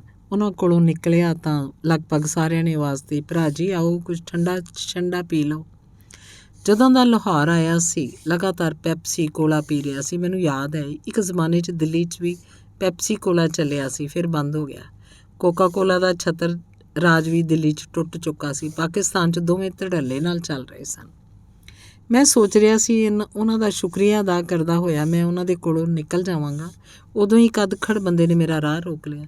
ਭਰਾ ਜੀ, ਸਾਡੇ ਕੋਲੋਂ ਕੁਝ ਪੀ ਲਓ ਅਤੇ ਸਾਡਾ ਦਿਲ ਠੰਡਾ ਕਰ ਦਿਓ। ਉਹਨੇ ਆਪਣੇ ਦੋਵੇਂ ਹੱਥਾਂ ਨਾਲ ਮੇਰਾ ਸੱਜਾ ਹੱਥ ਫੜ ਲਿਆ। ਉਹਦੇ ਹੱਥਾਂ 'ਚ ਕੁਝ ਅਜਿਹੀ ਜਕੜ ਸੀ ਕਿ ਮੈਨੂੰ ਲੱਗਣ ਲੱਗਾ ਜਿਵੇਂ ਮੇਰੇ 'ਤੇ ਟੂਣਾ ਹੋ ਗਿਆ ਹੋਵੇ। ਮੈਨੂੰ ਇੰਝ ਜਾਪਿਆ ਜਿਵੇਂ ਮੈਂ ਆਪਣਾ ਸਾਰਾ ਭਾਰ ਗੁਆ ਬੈਠਾ।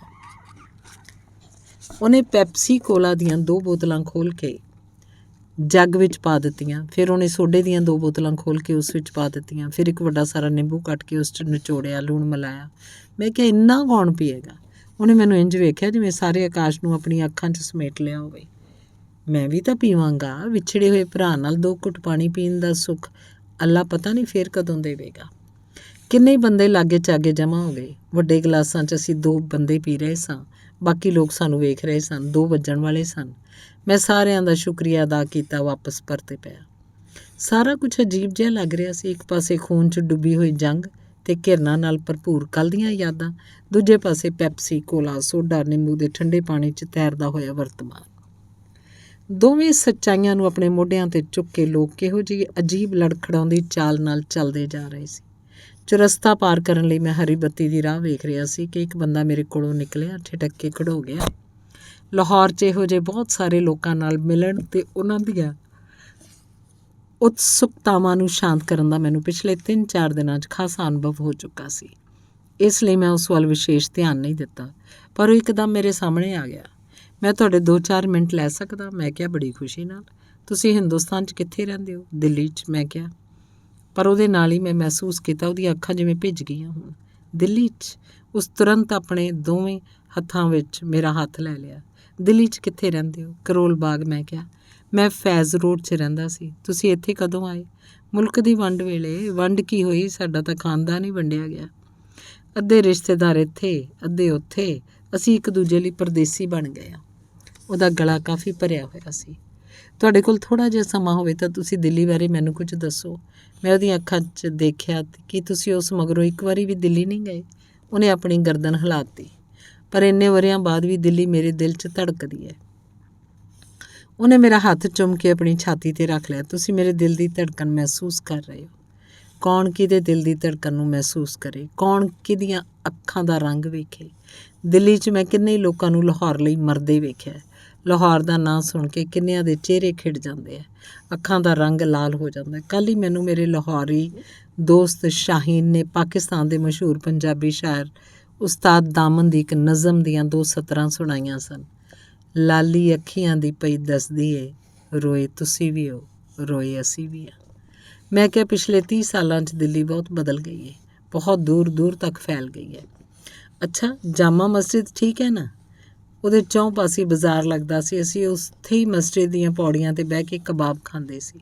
ਉਹਨੇ ਬਹੁਤ ਉਤਸੁਕਤਾ ਨਾਲ ਪੁੱਛਿਆ। ਮੈਂ ਕਿਹਾ ਜਾਮਾ ਮਸਜਿਦ ਹੁਣ ਪਹਿਲਾਂ ਨਾਲੋਂ ਜ਼ਿਆਦਾ ਖੂਬਸੂਰਤ ਲੱਗਦੀ ਹੈ। ਉਹਦੇ 4 ਪਾਸਿਆਂ ਦਾ ਬਾਜ਼ਾਰ, ਢਾਬੇ, ਕਬਾਬ ਦੀਆਂ ਦੁਕਾਨਾਂ ਸਭ ਉੱਥੋਂ ਹਟਾ ਦਿੱਤੀਆਂ। ਉੱਥੇ ਹੁਣ ਖੂਬਸੂਰਤ ਬਗੀਚੇ ਲਗਾ ਦਿੱਤੇ ਗਏ। ਅੱਛਾ, ਉਹਦੀ ਆਵਾਜ਼ ਕੁਝ ਮੱਧਮ ਜਿਹੀ ਪੈ ਗਈ। ਫੂਲ ਵਾਲੋਂ ਕੀ ਸੈਰ ਦਾ ਮੇਲਾ ਤਾਂ ਹੁਣ ਨਹੀਂ ਲੱਗਦਾ ਹੋਣਾ? ਮੈਂ ਕਿਹਾ ਨਹੀਂ, ਫੂਲ ਵਾਲੋਂ ਕੀ ਸੈਰ ਨੂੰ ਹੁਣ ਵੀ ਬੜੀ ਧੂਮ-ਧਾਮ ਨਾਲ ਮਨਾਇਆ ਜਾਂਦਾ ਹੈ। ਹੁਣ ਮਹਿਰੋਲੀ ਜਾਣ ਲਈ ਵੀਰਾਨਿਆਂ ਤੋਂ ਨਹੀਂ ਗੁਜ਼ਰਨਾ ਪੈਂਦਾ।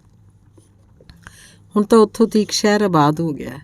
ਖੂਬਸੂਰਤ ਕਲੋਨੀਆਂ, ਸੜਕਾਂ, ਮਕਾਨ ਅਤੇ ਵੱਡੇ ਵੱਡੇ ਬਾਜ਼ਾਰ। ਉਹ ਬਹੁਤ ਉਤਸ਼ਾਹ ਨਾਲ ਬੋਲਿਆ। ਨਿੱਕੇ ਹੁੰਦੇ ਅਸੀਂ ਰਾਮਲੀਲਾ ਵੇਖਣ ਜਾਇਆ ਕਰਦੇ ਸੀ। ਰਾਮਲੀਲਾ ਦੀ ਸਵਾਰੀ ਨਿਕਲਦੀ ਸੀ ਅਤੇ ਅਸੀਂ ਉਹਨਾਂ ਦੇ ਨਾਲ ਨਾਲ ਹੀ ਚੱਲਦੇ ਸੀ। ਬੜਾ ਮਜ਼ਾ ਆਉਂਦਾ ਸੀ। ਇੱਕ ਵਾਰੀ ਦੀ ਗੱਲ ਦੱਸਾਂ, ਮੈਨੂੰ ਚੰਗੀ ਤਰ੍ਹਾਂ ਯਾਦ ਹੈ ਜਿਵੇਂ ਬਸ ਕੱਲ੍ਹ ਦੀ ਗੱਲ ਹੋਵੇ। ਉਹਦੇ ਚਿਹਰੇ ਦੀਆਂ ਕਿੰਨੀਆਂ ਹੀ ਲਕੀਰਾਂ ਇੱਕੋ ਥਾਂ ਸਿਮਟ ਆਈਆਂ। ਮੇਰਾ ਇੱਕ ਦੋਸਤ ਸੀ ਪਰਸੂ, ਉਂਝ ਉਹਦਾ ਨਾਮ ਪਰਸੁਰਾਮ ਸੀ, ਪਰ ਸਾਰੇ ਲੋਕ ਉਹਨੂੰ ਪਰਸੂ ਹੀ ਕਹਿੰਦੇ ਸੀ। ਰਾਮ ਤੇ ਸੀਤਾ ਦੀ ਸਵਾਰੀ ਨਿਕਲ ਰਹੀ ਸੀ। ਪਰਸੂ ਉਹਨਾਂ ਦੇ ਨਾਲ ਨਕਲੀ ਮੁੱਛਾਂ ਲਾਈ, ਹੱਥ 'ਚ ਜੜਾਊ ਡੰਡਾ ਲਈ ਖੜੋਤਾ ਸੀ। ਮੈਂ ਸਾਲੇ ਨੂੰ ਪਛਾਣ ਲਿਆ ਅਤੇ ਸੜਕ ਤੋਂ ਚੀਕਿਆ, ਪਰਸੂ, ਓਏ ਪਰਸੂ। ਪਰਸੂ ਨੇ ਇੱਧਰ ਉੱਧਰ ਵੇਖਿਆ, ਭੀੜ 'ਚੋਂ ਮੈਨੂੰ ਨਹੀਂ ਸੀ ਵੇਖ ਸਕਿਆ। ਮੈਂ ਫੇਰ ਬੁਲਾਇਆ, ਓਏ ਪਰਸੂ। ਹੁਣ ਉਹਦੀ ਨਜ਼ਰ ਮੇਰੇ 'ਤੇ ਪੈ ਗਈ। ਮੈਂ ਹੇਠੋਂ ਹੀ ਹੱਥ ਲਾਇਆ, ਉਹਨੇ ਉੱਥੋਂ ਹੀ ਹੱਥ ਹਿਲਾਤਾ।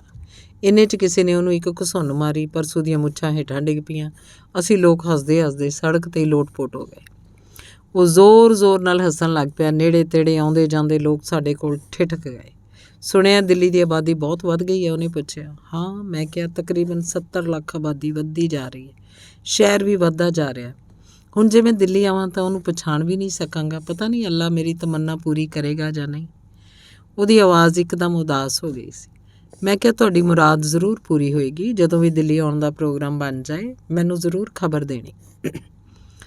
ਮੈਂ ਜੇਬ 'ਚੋਂ ਆਪਣਾ ਕਾਰਡ ਕੱਢਿਆ ਅਤੇ ਘੜੀ ਵੇਖੀ। ਕਾਰਡ ਉਹਦੇ ਹੱਥ 'ਚ ਫੜਾ ਕੇ ਮੈਂ ਚੱਲਣ ਨੂੰ ਹੋਇਆ ਤਾਂ ਉਹਨੇ ਮੈਨੂੰ ਮੁੜ ਰੋਕ ਲਿਆ।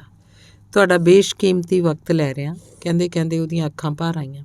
ਕੀ ਕਰਾਂ, ਉਸ ਹਰਾਮਜ਼ਾਦੀ ਧਰਤੀ ਦੀ ਯਾਦ ਨਹੀਂ ਭੁੱਲਦੀ ਜਿੱਥੇ ਮੈਂ ਜਨਮ ਲਿਆ ਸੀ, ਜਿੱਥੇ ਮੇਰਾ ਬਚਪਨ ਗੁਜ਼ਰਿਆ ਸੀ, ਜਿੱਥੇ ਮੇਰੀ ਜਵਾਨੀ ਪ੍ਰਵਾਨ ਚੜ੍ਹੀ ਸੀ। ਉਹਨੇ ਦੋਵਾਂ ਹੱਥਾਂ ਨਾਲ ਮੇਰਾ ਹੱਥ ਪੂਰੀ ਤਾਕਤ ਨਾਲ ਘੁੱਟਿਆ, ਫਿਰ ਇੱਕਦਮ ਝਟਕੇ ਨਾਲ ਛੱਡ ਕੇ ਅੱਗੇ ਵਧ ਗਿਆ। ਮੈਂ ਇੱਕ ਟੱਕ ਉਸ ਨੂੰ ਜਾਂਦੇ ਨੂੰ ਵੇਖਦਾ ਰਿਹਾ। ਮੈਂ ਸੜਕ ਪਾਰ ਕਰਕੇ ਹੋਟਲ ਵੱਲ ਤੁਰ ਪਿਆ। ਅਚਨਚੇਤ ਮੈਨੂੰ ਆਪਣਾ ਚਾਚਾ ਨਰਾਇਣ ਦਾਸ ਦੀ ਯਾਦ ਆ ਗਈ। 1971 ਦੀ ਭਾਰਤ ਪਾਕਿਸਤਾਨ ਲੜਾਈ 'ਚ ਢਾਕਾ ਵਿਖੇ ਹਜ਼ਾਰਾਂ ਪਾਕਿਸਤਾਨੀ ਸਿਪਾਹੀਆਂ ਨੇ ਆਤਮ ਸਮਰਪਣ ਕੀਤਾ ਸੀ। ਇਹ ਪਾਕਿਸਤਾਨੀ ਸਿਪਾਹੀ ਭਾਰਤ ਦੇ ਕਿਸੇ ਰੇਡੀਓ ਸਟੇਸ਼ਨ ਤੋਂ ਸਵੇਰੇ ਸ਼ਾਮ ਬੋਲ ਕੇ ਪਾਕਿਸਤਾਨ 'ਚ ਆਪਣੇ ਪਰਿਵਾਰ ਵਾਲਿਆਂ ਨੂੰ ਆਪਣਾ ਸੁਨੇਹਾ ਭੇਜਦੇ ਸੀ। ਮੇਰਾ ਨਾਂ, ਮੈਂ ਪਾਕਿਸਤਾਨ ਦੇ ਜ਼ਿਲ੍ਹਾ ਡੈਸ਼, ਤਹਿਸੀਲ ਡੈਸ਼, ਪਿੰਡ ਦਾ ਰਹਿਣ ਵਾਲਾ। ਮੇਰੇ ਵਾਲਿਦ ਦਾ ਨਾਂ ਡੈਸ਼ ਹੈ। ਜੇ ਕੋਈ ਪਾਕਿਸਤਾਨੀ ਭਰਾ ਮੇਰੀ ਗੱਲ ਸੁਣ ਰਿਹਾ ਹੋਏ ਤਾਂ ਉਹਨੂੰ ਗੁਜ਼ਾਰਿਸ਼ ਹੈ ਕਿ ਮੇਰੀ ਖੈਰੀਅਤ ਦੀ ਖਬਰ ਮੇਰੇ ਘਰ ਵਾਲਿਆਂ ਤੱਕ ਪਹੁੰਚਾ ਦੇ। ਚਾਚਾ ਨਰਾਇਣ ਦਾਸ ਨੂੰ ਪਤਾ ਨਹੀਂ ਕੀ ਖਬਤ ਸੀ। ਉਹ ਸਵੇਰੇ ਸ਼ਾਮ ਇਹ ਪ੍ਰੋਗਰਾਮ ਜ਼ਰੂਰ ਸੁਣਦੇ ਸੀ ਅਤੇ ਇੱਕ ਦਿਨ ਕੋਈ ਗੁਲਾਮ ਰਸੂਲ ਬੋਲ ਰਿਹਾ ਸੀ। ਸੂਬੇਦਾਰ ਗੁਲਾਮ ਰਸੂਲ ਵਲਦ ਅੱਲਾ ਰੱਖਾ, ਪਿੰਡ ਕੁੰਜਾ, ਤਹਿਸੀਲ ਫਾਲੀਆ, ਜ਼ਿਲ੍ਹਾ ਗੁਜਰਾਤ ਦਾ ਰਹਿਣ ਵਾਲਾ। ਮੈਂ ਖੈਰੀਅਤ ਨਾਲ ਹਾਂ। ਜੇ ਕੋਈ ਪਾਕਿਸਤਾਨੀ ਭਰਾ ਮੇਰੀ ਆਵਾਜ਼ ਸੁਣ ਰਿਹਾ ਹੋਵੇ ਤਾਂ ਮੇਰੀ ਵਾਲਦਾ ਨੂੰ ਇਹਦੀ ਇਤਲਾਹ ਕਰੇ। ਇਹ ਨਾਂ ਸੁਣ ਕੇ ਚਾਚਾ ਨਰਾਇਣ ਦਾਸ ਇੱਕਦਮ ਚੀਕਣ ਲੱਗ ਪਏ ਸੀ। ਮੇਰੇ ਪਿਤਾ ਜੀ ਨੂੰ ਆਵਾਜ਼ ਦਿੰਦੇ ਬੋਲੇ ਸੀ, ਉਹ ਸੁਣਿਆ ਤੁਸੀਂ? ਉਹ ਕੁੰਜਾ ਦੇ ਅੱਲਾ ਰੱਖਾ ਦਾ ਪੁੱਤਰ ਗੁਲਾਮ ਰਸੂਲ ਬੋਲ ਰਿਹਾ ਸੀ। ਉਹ ਵੀ ਪਾਕਿਸਤਾਨ ਫੌਜ ਦਾ ਕੈਦੀ ਹੈ। ਮੇਰੇ ਪਿਤਾ ਜੀ ਦੇ ਮੂੰਹ ਤੁਰੰਤ ਕੁਝ ਨਿਕਲਿਆ ਨਹੀਂ ਸੀ, ਪਰ ਚਾਚਾ ਨਰਾਇਣ ਦਾਸ ਦੀ ਤਾਂਘ ਸਾਰੀਆਂ ਹੱਦਾਂ ਤੋੜ ਰਹੀ ਸੀ। ਆਪਣੇ ਪਿੰਡ ਕੁੰਜਾ ਦਾ ਮੁੰਡਾ ਗੁਲਾਮ ਰਸੂਲ, ਉਹ ਮੇਰੇ ਯਾਰ ਅੱਲਾ ਰੱਖਾ ਦਾ ਮੁੰਡਾ ਸੂਬੇਦਾਰ ਗੁਲਾਮ ਰਸੂਲ। ਘਰ 'ਚ ਅਸੀਂ ਸਾਰੇ ਸੋਚਣ ਲੱਗ ਪਏ ਸਾਂ ਕਿ ਕੁੰਜਾ ਦੀ ਰੱਟ ਲਾਉਣ ਵਾਲੇ ਬੁੱਢੇ ਚਾਚਾ ਨਰਾਇਣ ਦਾਸ ਜੀ ਕਿਤੇ ਸੱਚਮੁੱਚ ਹੋਸ਼ ਤਾਂ ਨਹੀਂ ਗੁਆ ਬੈਠੇ। ਧੰਨਵਾਦ।